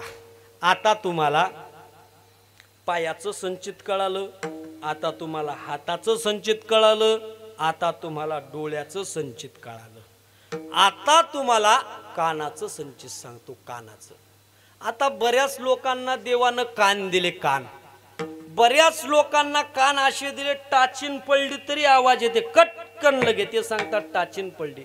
बऱ्याच लोकांच्या कानाजवळ मोठ्याने जाऊन बोललं तरी मग ते काय बोलला रे कळतच नाही. त्याला काय म्हणायचं बैर. एक बैर गावामधनं इकडं मंदिराकडे येत होतं कीर्तना करता. इकडनं 2 जण जात होते. मग हे जाणारे 2 जण त्याला म्हणतात काय शामराव कीर्तनाला चालले काय मंदिरात. तो म्हणतो नाही नाही नाही नाही ते कालपासून आपल्या गावात सप्ताह चालू झाला. मी म्हणलं की त्या कीर्तनाला जावं आज राम महाराजाचं कीर्तन ऐकावं. अहो आम्ही तेच म्हणा लागलो ना की कीर्तनाला चालले का. नाही नाही नाही नाही कीर्तनाला चाललो मंदिरात कीर्तनाला. समजायचं हे बैर ही हे बैऱ्याची खून का बैरा जन्मला हो त्याचं बिन संचित सांगितलं मला. नाही ऐकिले हरी कीर्तन नाही ऐकिले हरी कीर्तन नाही केले पुराण श्रवण नाही केले पुराण श्रवण नाही वेद शास्त्र पठन नाही वेद शास्त्र पठन बैरा झालं त्या गुणे बैरा झालं त्या गुणे बैरा झालो या जगी बैरा झालो या जगी बैरा झालो या जगी बैरा झालो बैरा झालो या जगी बैरा झालो बैरा झालो बैरा झालो या जगी बैरा झालो बैरा झालो बैरा झालो या जगी बैरा झालो या जगी बैरा झालो या जगी बैरा झालो या जगी बैरा झालो बैरा झालो बैरा झालो या जगी बैरा झालो बैरा झालो बैरा झालो या जगी बैरा झालो बैरा झालो बैरा झालो या जगी बैरा झालो बैरा नाही चंदगिरी श्रावणी आली कीर्तन सोनाली नाही साधू सेवा घडी नाही साधू सेवा घडी पितृवचनाची पाठती पितृवचनाची पाठती तीर्थव्रते आसन त्यागेली बैरा झालो बैरा झालो या जगी बैरा झालो बैरा झालो बैरा झालो या जगी बैरा झालो बैरा झालो बैरा झालो या जगी बैरा झालो बैरा का बैरा जन्मला का बैरा जन्मला. आपल्या गावामध्ये एवढा सप्ताह चालू आहे ना या सप्ताहामध्ये यावं कीर्तन श्रवण करावं. कुठलं कीर्तन श्रवण करणार नाहीत कोणा शास्त्राचं पठण करणार नाहीत कोणतं काही करणार नाहीत. महाराज म्हणतात हे बघा कुठलं कीर्तन श्रवण केलं नाही कोणा शास्त्राचं पठण केलं नाही कोणतं पुराण श्रवण केलं नाही की हे असं माणूस बहिर जलमतं. आई वडिलाचं म्हणणं ऐकलं नाही की हे असं माणूस बहिर जलमतं. काय झालं एका नवीन मुलाचं लग्न झालं. एकुलता एक मुलगा लग्न झालं. लग्न झाल्या झाल्या लगेच तो मुलगा आई वडिलातून वेगळा राहिला. मग बायको त्याला म्हणते अहो आपल्या घरचा किराणा संपला किराणा नाही किराणा द्या ना आणून. तो लगेच म्हणतो चला आण कागद आण पेन सांग काय काय आणायचं सांग पटकन. तेवढ्यात त्याची आई म्हणते बाळू दोनगाव जात असेल तर आमची बिन साखर संपली तुझ्या पप्पाची तंबाखू संपली पत्ती संपली येता येता मी पैसे देते तेवढी माझी पण घेऊन ये रे. हा त्या मायच्याकडे बघेन पण त्या मायचं म्हणणं ऐकेन पण बायकोलाच म्हणते सांग काय काय आणायचं. ती आई घरात पैसे आणायला जाऊस तर पटकन यानं कागद फालडा खिशात घातला, पेन घेतला, खिशात लावला, गाडीला किक मारली की गो. महाराज म्हणतात माता माऊली पाचारिता, शब्द नाही दिला मागुता, बहिरा झालो नरदेही येता, एका जनार्दनी स्मरण आता. का बहिरा जन्मला? कुठलं हरिकीर्तन ऐकलं नाही, कोणतं पुराण श्रवण केलं नाही, आई वडिलाचं म्हणणं ऐकलं नाही की हे असं माणूस बहिर जन्मत. भोगतो ना घडे संचिता वादोनी, घडी संचिता वादोनी, भोगतो ना घडी संचिता वादोनी, भोगतो ना घडी संचिता वादोनी. करावे ते मने समाधान, करावे ते मने समाधान, करावे ते मने समाधान. भोगतो ना घडे संचिता वाचूनी, करावे ते मनी समाधान. आतापर्यंत तुम्हाला पायाचं संचित कळालं, हाताचं कळालं, डोळ्याचं कळालं, कानाचं कळालं, तोंडाचं बिन कळालं आहे ना.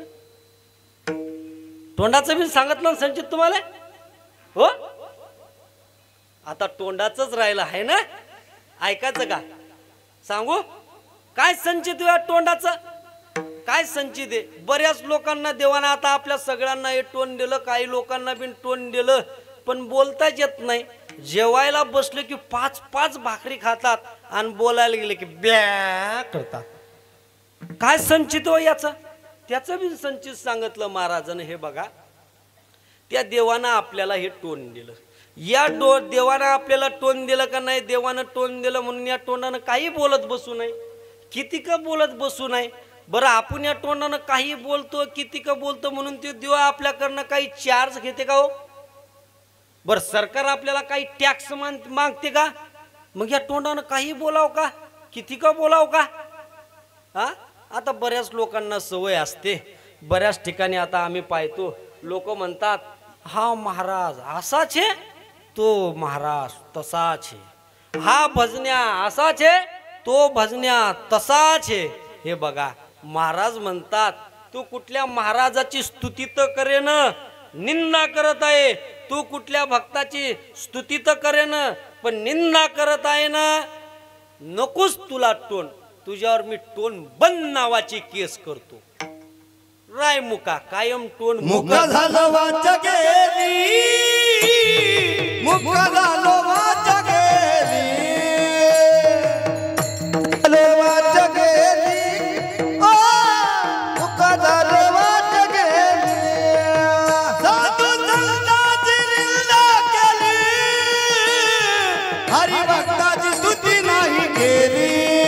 साधू संतांची निंदा केली, भक्ताची स्तुती नाही केली. या नावाच्या भंगू झाली, एका जनार्दन कृपाला धरी. या नावाच्या भंगू झाली, एका जनार्दनी कृपाला धरी.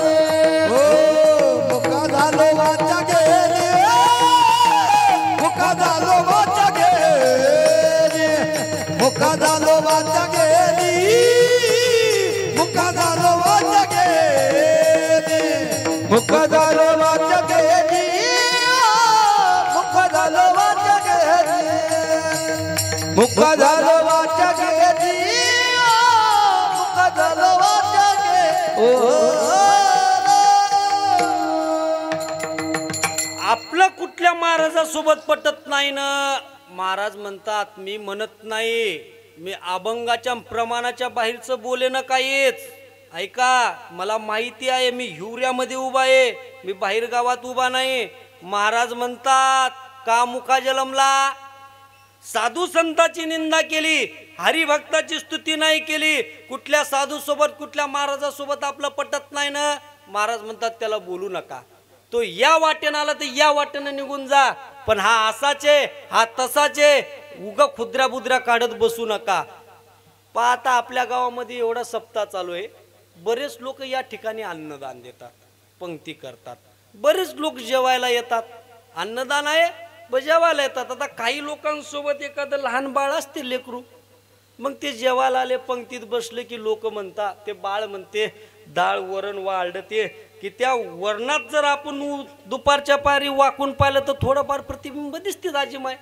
ते मुलगा म्हणते पप्पा ये वरण एका डाळ. ते म्हणते गप गप बाळ्या, ही वारकऱ्याची डाळ आहे, आपल्या घरचं वरण नाही. गप काय, त्या वरणाची काय टिंगल करतील.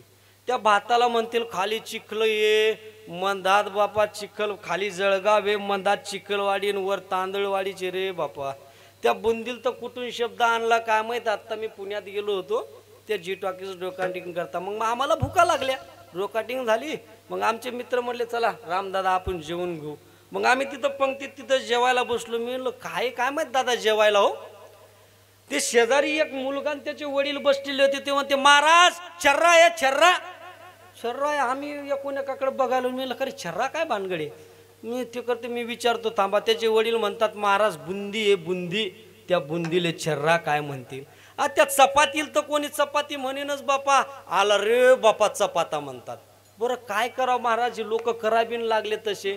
बरं काय म्हणावं या लोकांना. पण मी ज्या वेळेस 3री 4थी 5वीत होतो त्यावेळेस आपल्या गावात मला कळते ते हे लोक सप्ताह असला, एखादं कोणाच्या घरी लग्न असलं काय असलं की हे लोक घरोघरी पीठ नेऊन द्यायचे. घरोघरी पीठ द्यायचे. घरोघरी पीठ दिले की ह्या बाया मस्त अशा पतल्या फुलक्या चपात्या करून द्यायचे. हे लोक समाजात भाजी करायचे आणि मग त्या 4-5 चपात्या समाजातली भाजी, त्या 4-5 चपात्या खाल्ल्या की माणूस टामटूम व्हायचा. आता का या मंडळानं घरोघरी पीठ नेऊन दिले की बाई म्हणते बापू मी पीठ घेतला असतं रे, पण आमच्या घरीच कोण नाही.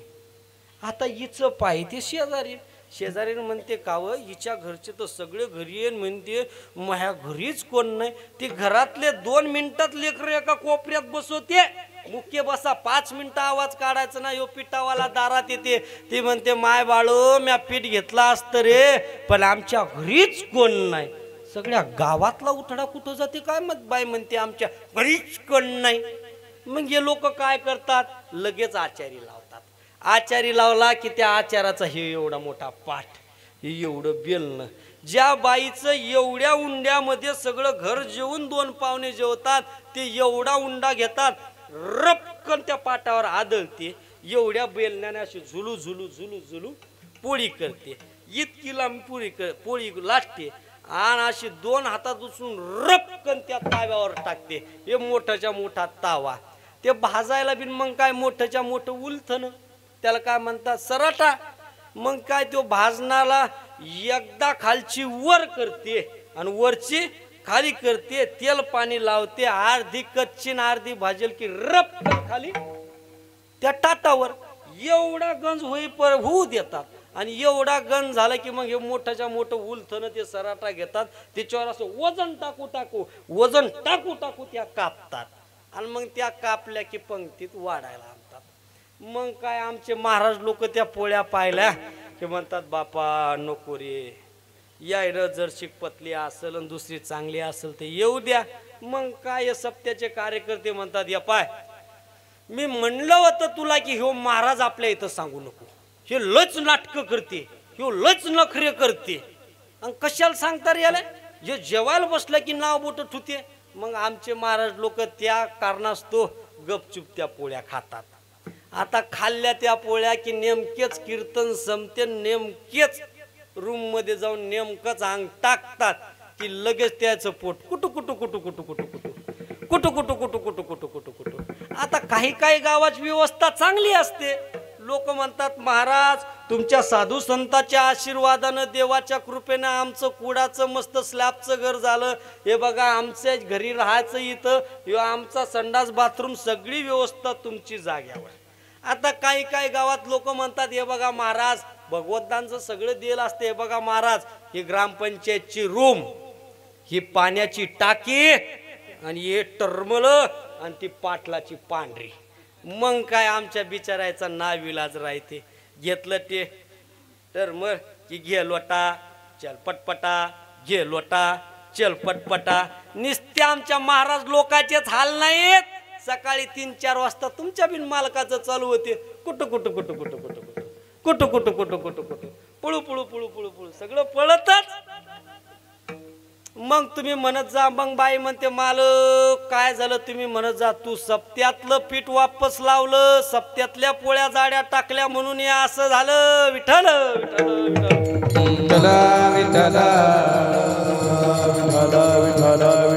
या बायानं का सप्त्यातल्या पिठाच्या मस्त अशा चांगल्या पोळ्या लाटून दिल्या, पतल्या जाड्या नाही बरं, तर यांना हे हात असे सरळ मिळतात, दष्ट पुष्ट मिळतात.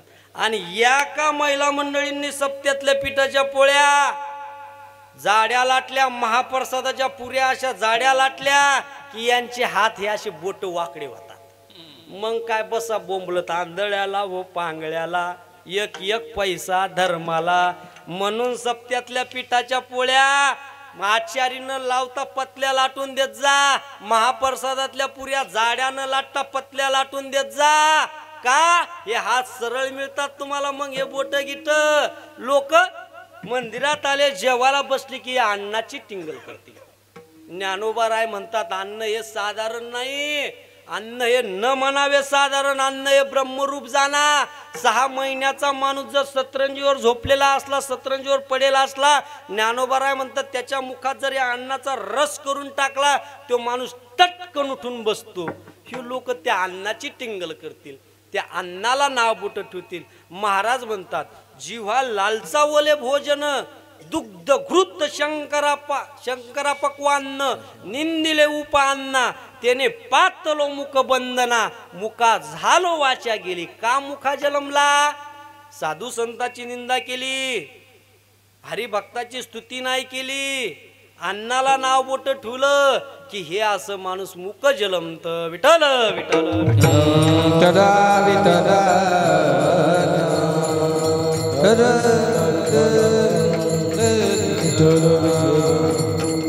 हे बघा. आता या ठिकाणी बरेच लोक म्हणतील का रे तू सगळं वाईटच कर्म सांगा लागला, वाईटच कर्म सांगा लागला, सगळं वाईटच लोकांचं सांगा लागला. काहीतरी लोकांनी पुण्याचे कामं केले असतील ना, काहीतरी लोकांनी पुण्यवान गोष्टी केल्या असतील ना, तू आम्हाला त्या सांग म्हणजे आम्ही तसे वागू आणि तसं पुण्य करू. हे बघा नामदेव महाराजांना पुण्यवान लोकांची यादीच तयार केली, एक साखळीच तयार केली. ऐकायची का? सांगू का पुण्यवान लोकांची यादी? ऐकायची का? मोठ्यानं म्हणा हो.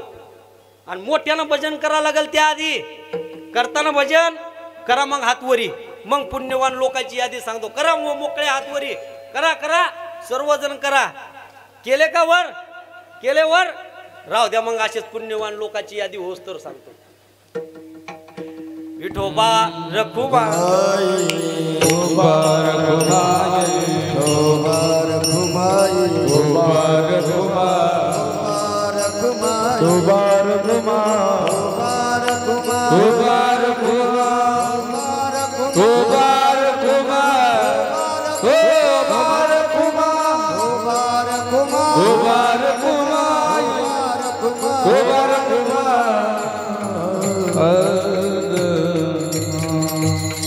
पुण्यवान लोकाची यादी.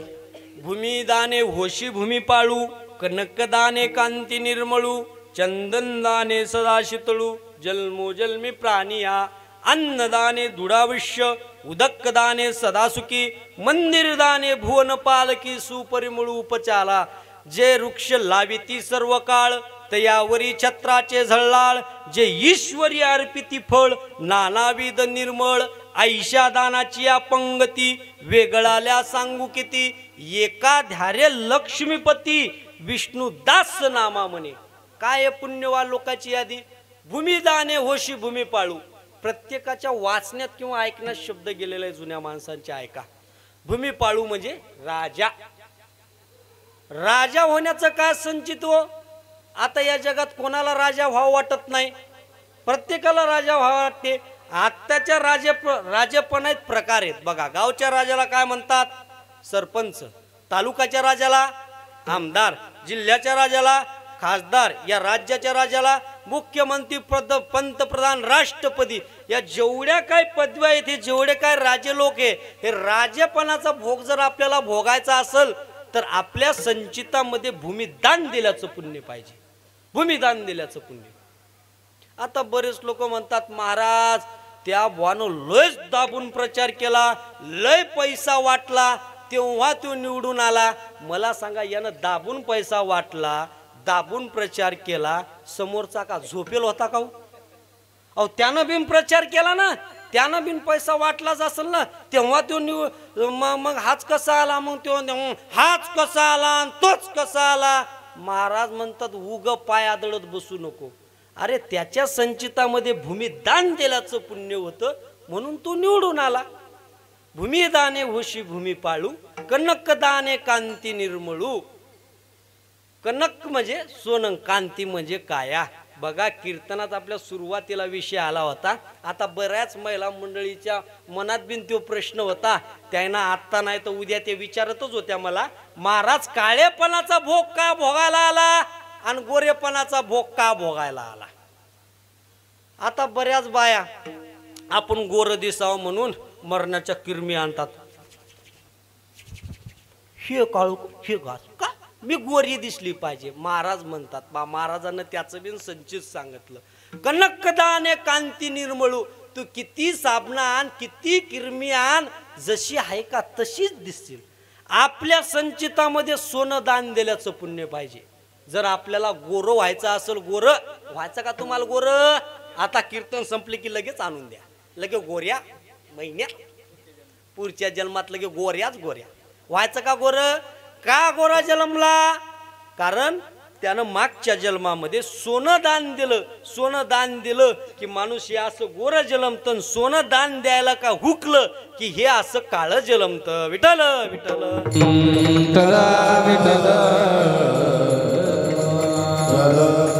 भूमिदाने होशी भूमी पाळू, कनकदाने कांती निर्मळू, चंदनदाने सदा शीतळू. देवाला संताला जर आपण चंदन दान दिलं की माणूस असं शांत दिमागाचं जन्मतं, स्थिर. त्याला किती बोला, किती काही म्हणा, तो कोणताच ताण घेत नाही, कोणतंच टेन्शन घेत नाही, काहीच नाही. आणि एखादा माणूस जर काय झालं की तन तन तन तन पण पण पण समजायचं यानं पहिल्या जन्मामध्ये देवाला संताला चंदन दान द्यायला हुकला म्हणून इतका तनतन करत आहे. हा काय इतका शांत स्थिर जन्मला? यानं पहिल्या जन्मामध्ये देवाला संतांना भरपूर चंदनदान दिलं म्हणून इतका हा स्थिर शांत दिमागाचा माणूस जन्मला. म्हणून हा कोणतंच टेन्शन घेणं, कोणतंच काही करणं. हे बघा, चंदनदाने सदा शीतळ, जन्मोजन्मी प्राणी, अन्नदाने दुडाविष्य. बघा आता काही माणसं आपण बघतो, काय काय म्हातारे माणसं 2-2 काठ्यावर येईपर्यंत जगतात, ढक ढक म्हातारे होतात, 2-2 काठ्यावर येईपर्यंत जगतात.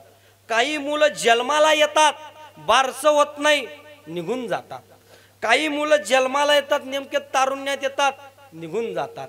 काही माणसं जन्माला येतात, 2-2 मुलाचे वडील होतात की निघून जातात. हे का इतके म्हातारे होईपर्यंत जगतात आणि हे का इतके लवकर निघून जातात? काय संचित याचं? त्याचं बी संचित सांगितलं महाराजांना. अन्नदाने दृढ आयुष्य.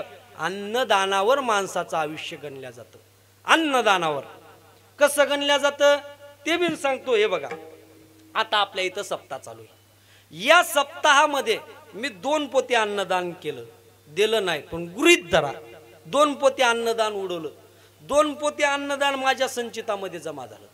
ते 2 पोते अन्नदान माझ्या संचितामध्ये जमा झालं. मी मेलो, 84 योनी लक्ष फेरा मी फेरल्या आणि पुन्हा मला माणसाच्या जन्माला याचं. त्यावेळेस चित्रगुप्ताने यादी काढली की बघ याचं कसं कसं कर्म आहे, कसं कसं संचित आहे, तसा तसा आपल्याला हा नरदेह दिला. आणि या नरदेहाचे मॅकनिकल आमचे संत झाले.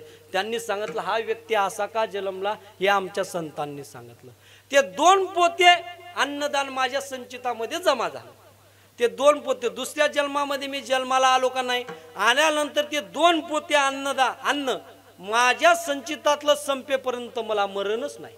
माझ्या अंगावरून किती गाड्या जाऊ द्या, किती बंदुकीच्या गोळ्या मारा, काही करा, मला काहीच होत नाही. का? माझ्या संचितामध्ये 2 पोत्याचं अन्न आहे.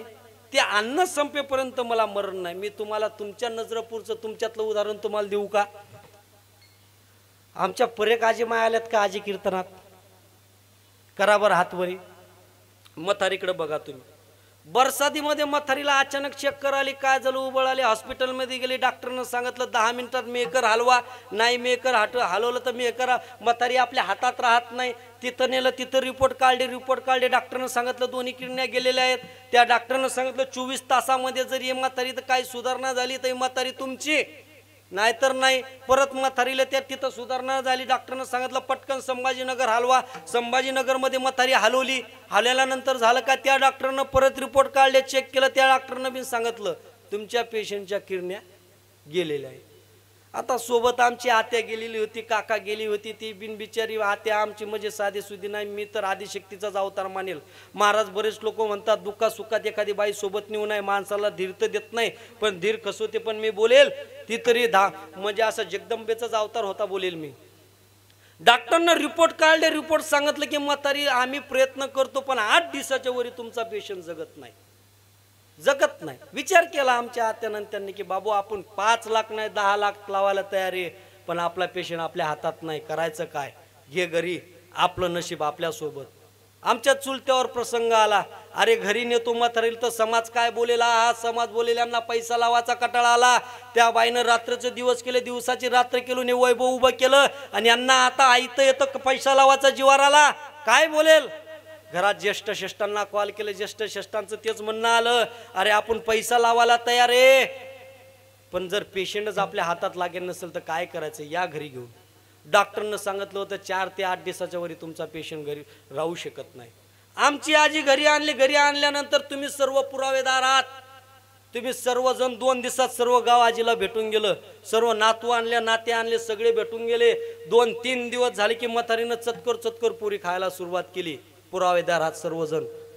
आम्हाला महालक्ष्म्या मानायच्या. महालक्ष्म्या सर्वांना प्रश्न पडला, करायचं काय.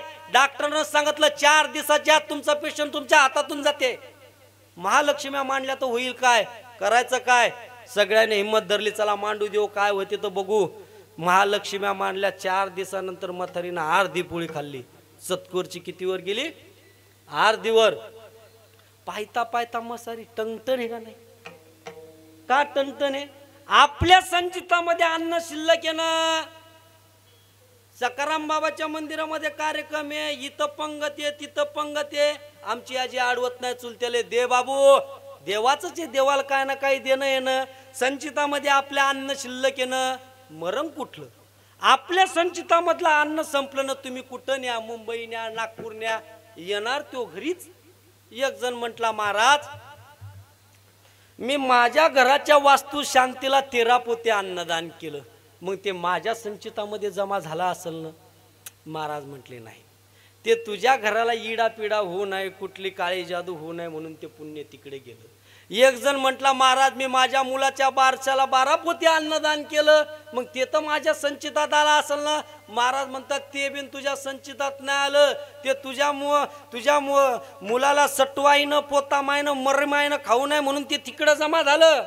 एक जण म्हटला, महाराज मी माझ्या वल्डाच्या तिरवीला 13 पोते अन्नदान उडवलं, ते तर माझ्या संचितात जमा झाला असेल ना. महाराज म्हणतात ते बिन तुझ्या संचितात जमा होत नाही.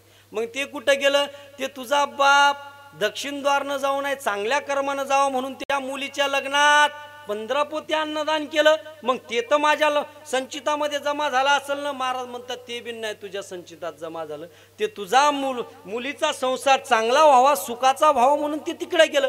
अहो मग आमच्या संचितात जमा होणारं अन्नदान कोणतं. हे बघा, आपल्या गावामध्ये सप्ताह चालू आहे ना, या सप्ताहामध्ये अन्नदान द्या, ते तुमच्या स्वतःच्या संचितात जमा आहे. आळंदी पंढरपूर सारख्या तीर्थक्षेत्राच्या ठिकाणी अन्नदान द्या, दान द्या, ते तुमच्या स्वतःच्या संचितात जमा आहे. या मंदिरामध्ये पंधरवाडी महिन्याची एकादशी, त्या एकादशीच्या बारशीची अन्नदानाची सेवा द्या, ते तुमच्या स्वतःच्या संचितामध्ये जमा आहे. आता बरेच लोक बोलतात पण मानत नाही. 4-5 जण एका वट्यावर बसले, समजा आपल्या गावातलं धरा, बसले समाज मंदिरावर बसले, चालू झालं. मग एक जण आला गावातून, फलाना माणूस गेला म्हणतात. जाऊ द्या, ज्याचं गेलं त्यो जाणार आहे, ज्याचं आलं त्यो जाणार आहे. दुसरा म्हणतो काय जाऊ द्या, अहो त्यानं मी काल सकाराम बाबाच्या मंदिरात बसून बिड्या सोबत वळल्या, अजून डुनकं तिथं पडेलेत. तिसरा म्हणते अरे तू किती वाजता वळल्या, दुपारा. अरे आम्ही संध्याकाळी 7 वाजता त्याच्या घरी बसून चहा पिला. चौथा म्हणते जाऊ द्या, ज्याचं अन्न पाणी संपलं तो जाणारच आहे. आता याच्या संचितातलं अन्न पाणी कोणतं संपलं? याच्या घरात गव्हाच्या पोत्याच्या थप्प्याच्या थप्प्याच, तांदळाच्या थप्प्याच्या थप्प्याच, ज्वारीच्या थप्प्याच्या थप्प्याच. मग याचं अन्न पाणी कोणतं संपलं? त्याच्या संचितामधलं अन्न पाणी संपलं, म्हणून तो गेला. आता कसं संपते अन्न पाणी एवढं सांगतो. कीर्तनाला सुरुवात पूर्ण विराम देऊ आपण. टाइम झाला, 2 मिनिटं घेऊ आपण. ऐकायचं का शेवट करायचा? टाइम भरपूर पुढे गेला आपला. आत्ताच सांगा, पुन्हा म्हणू नका. कसं संपते ते सांगतो. कीर्तनाला पूर्ण विराम देऊ आपण. हे बघा, आपल्या गावात नवीन नवीन मुलांना, तरुण पोरानं सप्ताह चालू केला. माझ्या वयातला चालू केला, गृहीत धरा. मग चालू केल्यानंतर मग आम्ही सगळे तरुण पोरं गावात गेलो, वर्गणीला गेलो. मग आम्ही ठरवलं की वा, या शाहूकाराचं दुकान आहे, गावात सगळ्यात श्रीमंत शाहूकार आहे, चला याच्याकडे वर्गणीला. त्या शाहूकारानं लांबून पाहिला, अरे सप्त्याचे कार्यकर्ते दिसतात, हे सप्त्याचे कार्यकर्ते आहेत, हे आता नक्की आपल्या इथं किराणा भरा करता आला. शाहूकार उठला, या या या या या बसा. हे पोरं तिथं गेल्यानंतर हे म्हणतात, हे पा शाहूकार, आपल्या गावात कालपासून आपण सप्ताह चालू केला. या सप्ताहामध्ये तुम्हाला काय पट्टी द्यायची, काय वर्गणी द्यायची ते देऊन टाका. सावकार म्हणे, काय रे, तुम्हाला काय काम धंदा आहे का नाही? सप्ताह आला की द्या सप्त्याची वर्गणी, गणपती आला द्या गणपतीची वर्गणी, दुर्गा देवी आली द्या दुर्गा देवीची गणपती वर्गणी. सावकारानं वर्गणी तर दिलीच नाही, पण या पोराचा अपमान करून यांना घरी पाठवलं. हे पोरं आले, आता गावात यायचा डिसमोड झाला. सगळा झाल्यानंतर हे आले मंदिरात बसले एका कोपऱ्यात. एक म्हातारा आलं, त्यानं पाहिलं, अरे पोरं तर आता इकून वर्गणीला गेले होते आणि लगेच मंदिरात कसे आले रे? ते त्या पोराकडे गेले, का रे पोरो, काय झालं, कसं काय आले तुम्ही? त्यानं सांगितलं, बाबा आम्ही वर्गणीला गेलो तर खरी, पण त्या अशा माणसाकडे गेलो, त्यानं आम्हाला वर्गणी तर दिलीच नाही, पण आमचा अपमान करून वापस पाठवलं. म्हातारं म्हणे, काय हरकत नाही, अरे जाऊ द्या, उभ्या आयुष्यात त्यानं मी इतकं वर्ष झाले सप्ताह करतो, 1 रुपया दान दिला नाही, एक ज्वारीचा दाना दान दिला नाही. तुम्ही कशाला गेले त्याच्याकडे? ते तसंच आहे, त्याला डोकं नका लावू. त्या पोराची समजूत का आली, पोरग मार्गी लावून दिले. दुसऱ्या दिवशी म्हातारं त्या शाहूकाराच्या दारातून येत होतं.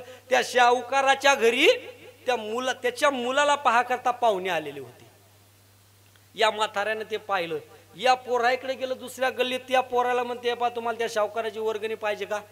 दिली तर बरी होईल, चला महासंघ. आलं म्हातारं त्या पोरायला वर्गणीवाल्याला घेऊन त्या शाहूकाराच्या दारात. आणि शाहूकाराला दारात उभं राहून मोठ्यानं राम राम घातला. राम राम शाहूकार.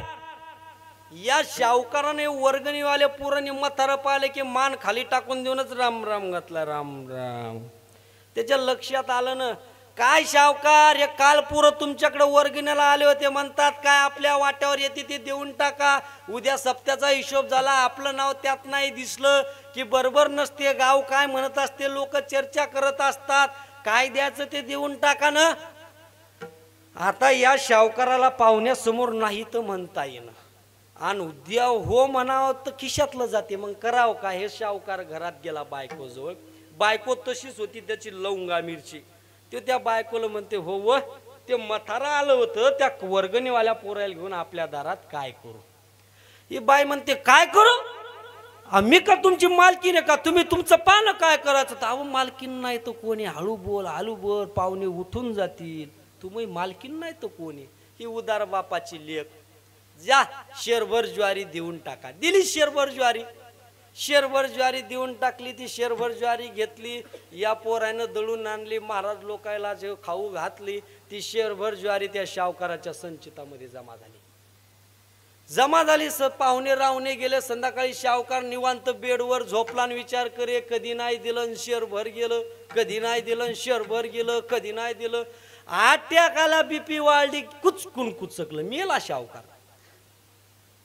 आणि अशा घरी जन्माला आला निळोबाराय महाराज म्हणतात, वैशेची या शेवटी जरी एकच व्याली वांजोटी, ज्या घरी 12 वर्ष झाले मूल बाळ नाही अशा घरी जन्माला आलं. आता आल्यानंतर ती बाई काय स्वतःच्याच हातात घेते, ती लेकरू कोणाजवळ देत नाही. माय महासोन्या कवा मोठा होई, माय महासोन्या कवा मोठा होई. आता हिचा सोना माय महाबरोबर ज्याचे लग्न झाले त्याचे लेकरं केवढाले झाले काय झाले.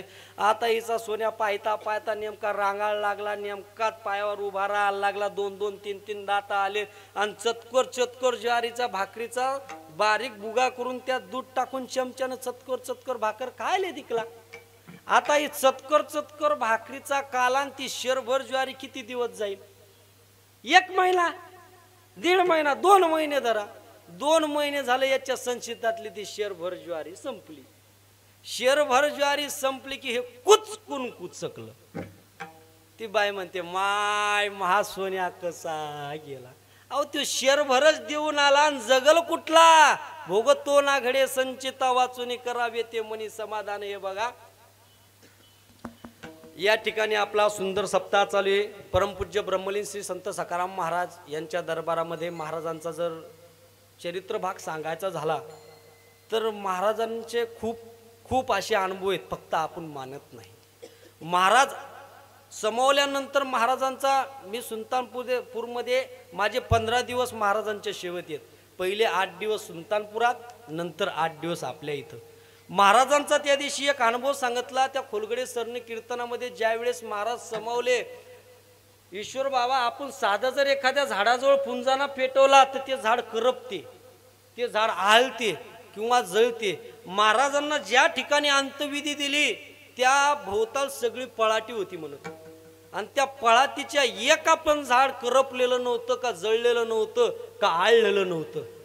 अजून काय अनुभूती पाहिजे महाराजांची, काय पाहिजे बरं? त्यानंतरच सांगतो, ज्या रात्री महाराजांनी सांगितलं की महाराजांचा मठ होता जे जेसवाल का काय काय नाव होते त्यांचं, सराफ, तिथं मठ त्यांनी नावाकरता भांडले होते काहीतरी की बा आमचं नाव द्या, तुमचं नाव द्यायचं नाही. तर महाराज तिथनं उठले, त्याला त्याच्या इथून लिंगले, त्याला शिवा देऊन लिंगले, त्याचं काहीच जाग्यावर राहिलं नाही, काहीच नाही. त्याच्यानंतरचा दुसरा तिसरा मी तुम्हाला एक अनुभव सांगतो. हा सप्ताह आपण करतो, ही कमिटी करते, बरोबर आहे. सर्वजण तुम्ही गावकरी करता, सगळ्या मिळून हा सप्ताह करता. पहिले मंदात हे ईश्वरबा संजूबा हे मंडळ आपल्या इथं आलं, चांगला भव्य दिव्य म्हणजे स्वरूपाचा कार्यक्रम झाला. झाल्यानंतर असं झालं शेवटच्या दिवशी हे मंडळी तर आपल्या इथं मोठमोठाले कीर्तन करायला महाराज मंडळी आले, पण शेवटच्या दिवशी यांना दक्षिणा द्यायची. मग काल्याच्या कीर्तनाच्या आधी आमच्या भागवत काकानं मला कानात सांगितलं, महाराज का रे गायक येतं संजूबा ईश्वरबा यांना किती किती द्यावं लागतील. मी म्हणलो बा कमीत कमी इतके तरी द्यावं लागतील आपल्याला. ते म्हणत का रे आपलं तर बजेट काहीच नाही, आपण फक्त त्यांना इतकेच देऊ शकतो पेट्रोल पाण्यापुरते. आता हे लांबून ईश्वरबानं ऐकलं, पाहिलं ते की हाव भाव आमचे बोलण्याचे. मग ते मला म्हणत काय आहे सांग. अरे जाऊ दे म्हणत, आम्ही एवढा मोठा सप्ताह केला आमच्या गावात, तिथं आम्हाला एवढा आनंद आला नाही, तो इथं आला, तेवढे ते तेवढे ताण घेऊ नको. कीर्तन काल्याचं चालू झालं या ठिकाणी. मी काल्याच्या कीर्तनात बिन माझं तेच डोक्यात की एवढाले लोक आणले आपण, एवढे केलं रामायण, यांना एवढ्या वापस पाठवायचं. महाराजाचा चमत्कार सांगतो, काल्याचं कीर्तन होत नाही तर एक व्यक्ती आला आणि त्यानं चालू कीर्तनात 11,000 रुपयाची पावती फाडली. इथं मी तरी बोलेल तो व्यक्ती दुसरा कोणी नाही, ते फक्त सखाराम महाराज होते. निमित्त त्या व्यक्तीचं होतं, यापेक्षा दुसरं मी महाराजाविषयी काय बोलू शकत नाही. हा तुमच्या समोर उभा आहे ना, ही फक्त महाराजाची कृपा आहे. महाराजाची कुठं राहिलं ते जी टॉकीज, कुठं राहिलं ते पूनम, कुठं राहिलं हिवर ने सोन्या, आज मी मशी मांगा असतो, हे फक्त मला सेवेचं फळ आहे. मायबाप या महाराजाच्या सेवेकरता मला मागच्या वर्षी एक चालता चालता एक सांगतो, सेवेला पूर्ण विराम देतो. आपल्या महाराजाच्या महाराज असं सांगतात चरित्रामध्ये महाराजांच्या की महाराज गाव सोडून गेले तर 12 वर्ष गावात आले नाही. 12 वर्षानंतर गावात आले, परत गाव सोडून गेले तर त्यानंतर 12 वर्षानंतरच आपलं मंदिर झालं. बरोबर आहे. या 12 वर्षाची एक कथा सांगतो. आपल्या सप्त्याला मागच्या वर्षी 12 वर्ष पूर्ण झाले, बरोबर आहे. 12 वर्ष पूर्ण झाले, मला कुठलंच काहीच नाही, स्वप्नात दर्शन नाही त्या 12 वर्षात का कुठं काहीच नाही. फक्त एवढाच मनामध्ये हेतू की महाराजाची सेवा करायची, आपण आपल्या परंपरेची पताक आपण गावोगावी चालवायची. मायबाप कार्यक्रमाला जातो, हिवऱ्याचं नाव सांगितलं, सखारामबुवाच्या गावचे मोठमोठाले साधू पायावर वागतात, अपमान वाटते. अरे आपली लायकी काहीच नाही, आपण हाय काय, 1.5 बोल वाजवतो आपण फक्त, ना आपल्याला एवढे लोक वागतात, तो बाप काय साधारण आहे का हे वाटते. मागच्या वर्षी 12 वर्षानंतर कार्यक्रम झाला का नाही, त्या मंदिरातल्या ज्यावेळेस मंदिर केलं त्यावेळेस पादुका स्थापित केलेल्या होत्या. मी बद्रीनाथ केदारनाथला गेलो, इथं आलं दर्शन घेतलं की त्या पादुका विभंगलेल्या होत्या, मोडलेल्या होत्या. बरेच लोक यायचे, बरेच महाराज लोक यायचे, पाया पडायचे, पण त्यांना ते दिसत नसे. मी ते बघितलं. बद्रीनाथ केदारनाथ गेलो, स्वतःच्या खिशातून 1500 घातले, पादुका आणल्या. मागच्या वर्षी मंडळाला 2-3 वर्ष झाले, करून घ्या. त्यांनाच मी बिचाराच्या पाठीमागं एक लोड आहे का, काय करतील. मग मागच्या वर्षी एक ब्राह्मण बोलवला, आणि नाही तिच्या मागच्या वर्षी ना 2 वर्ष आधी तिथं ठेवल्या. त्यानंतर इथल्या पादुका मी आळंदीत पाण्यात विसर्जित करायच्या म्हणून घरी नेऊन ठेवल्या. म्हणलं घरी कोपऱ्यात काय ठेवता, देवारात ठेवा. देवारात बाबा म्हणलं दररोज पूजा करा, मी काय जाग्यावर नसतो. मागच्या वर्षी कार्यक्रम झाला, माझं बिन विवाह झालं. तुम्हाला माहिती, मी आधीच आळंदी पंढरपूरची वारी करून आलो, दर्शनं घेऊन आलो महाराज मंडळीसोबत. बाबाला म्हणलं पा आपली वारी कायम चालू ठेवा, तुम्ही का जा, पण एकादशीला वारीला जा. भागवत काकाने म्हणले हो आम्हाला जायचं, त्यांचं वेळेवर कॅन्सल झालं. तिच्या आधी 2 दिवसांनी मी दुपारी घरात झोपलो. झोपल्यानंतर मला एवढंच दिसलं, महाराजाच्या पादुका माझ्या हातात आणि मी चंद्रभागेत उभा. महाराजाच्या पादुका माझ्या हातात, मी चंद्रभागेत उभा, त्या पंढरपुराला प्रदक्षिणा घालतोय. मला त्या दिवशी दिसलं. मी म्हणलं झाला असेल आपण पादुका उचलल्या, त्या विसर्जित करायच्या राहिल्या, झाला असेल आपल्याला. परत दुसऱ्या दिवशी मला तसंच झालं. मी एका महात्म्याला विचारलं, मी म्हटलं बाबा असा विषय असा आहे. त्यांनी सांगितलं रामबा हा 12 वर्षानंतर तुम्हाला दृष्टांत आहे. तुम्ही महाराजाचं मंदिर झालं, पण इथनं महाराजाची वारी नाही कुठलीच पंढरपूरची. तुम्ही पादुका घ्यान वारी करा. मी महाराजाच्या पादुका घेऊ पंढरपूरला गेलो. बरं झाला असं, एकादशीच्या आणल्या दिवशी पंढरपुरात गाडी काय माणसाला जातात नाही, इतकी गर्दी असते. महाराजाच्या पादुका गाडीत नेला आम्हाला. कैकाडी बाबाच्या मठाजवळ आमची 4 व्हीलर तर गेलीच, पण तिथं रूम बिन VIP भेटली. सगळं झालं, वारी केली, घरी आलो, सर्व आनंदित. मला सांगायचं एक, मायबाप मी जर दिंडी चालू केली तर काही लोक म्हणतील याचं खिशे भरा लागला. मी जर काही गोष्टी केल्या तर पण मला ते करायचं नाही. मला फक्त आपली परंपरा चालवायची. तुम्ही एकच करू शकता मला सहकार्य. ज्या दिवशी मला गावातून पंढरपूरला जायचं त्यावेळेस मी तुम्हाला सांगू शकतो की मी या दिवशी चाललो, त्या दिवशी तुम्ही मला प्रदक्षिणा घेऊन त्या गावाची मिरवणूक काढू शकता, वाटी लावू शकता. ज्या दिवशी गावात येणार आहे त्या दिवशी मी पूर्वकल्पना देऊ शकतो. त्या दिवशी तुम्ही महाराजाच्या पादुक्याची मिरवणूक काढण्याकरता तुम्ही इथं आणेपर्यंत हे करू शकता. एवढंच मी हिच्यातून सांगण्याचा माझा हेतू आहे. ज्ञानेश्वर माऊली ज्ञानराज माऊली ज्ञानेश्वर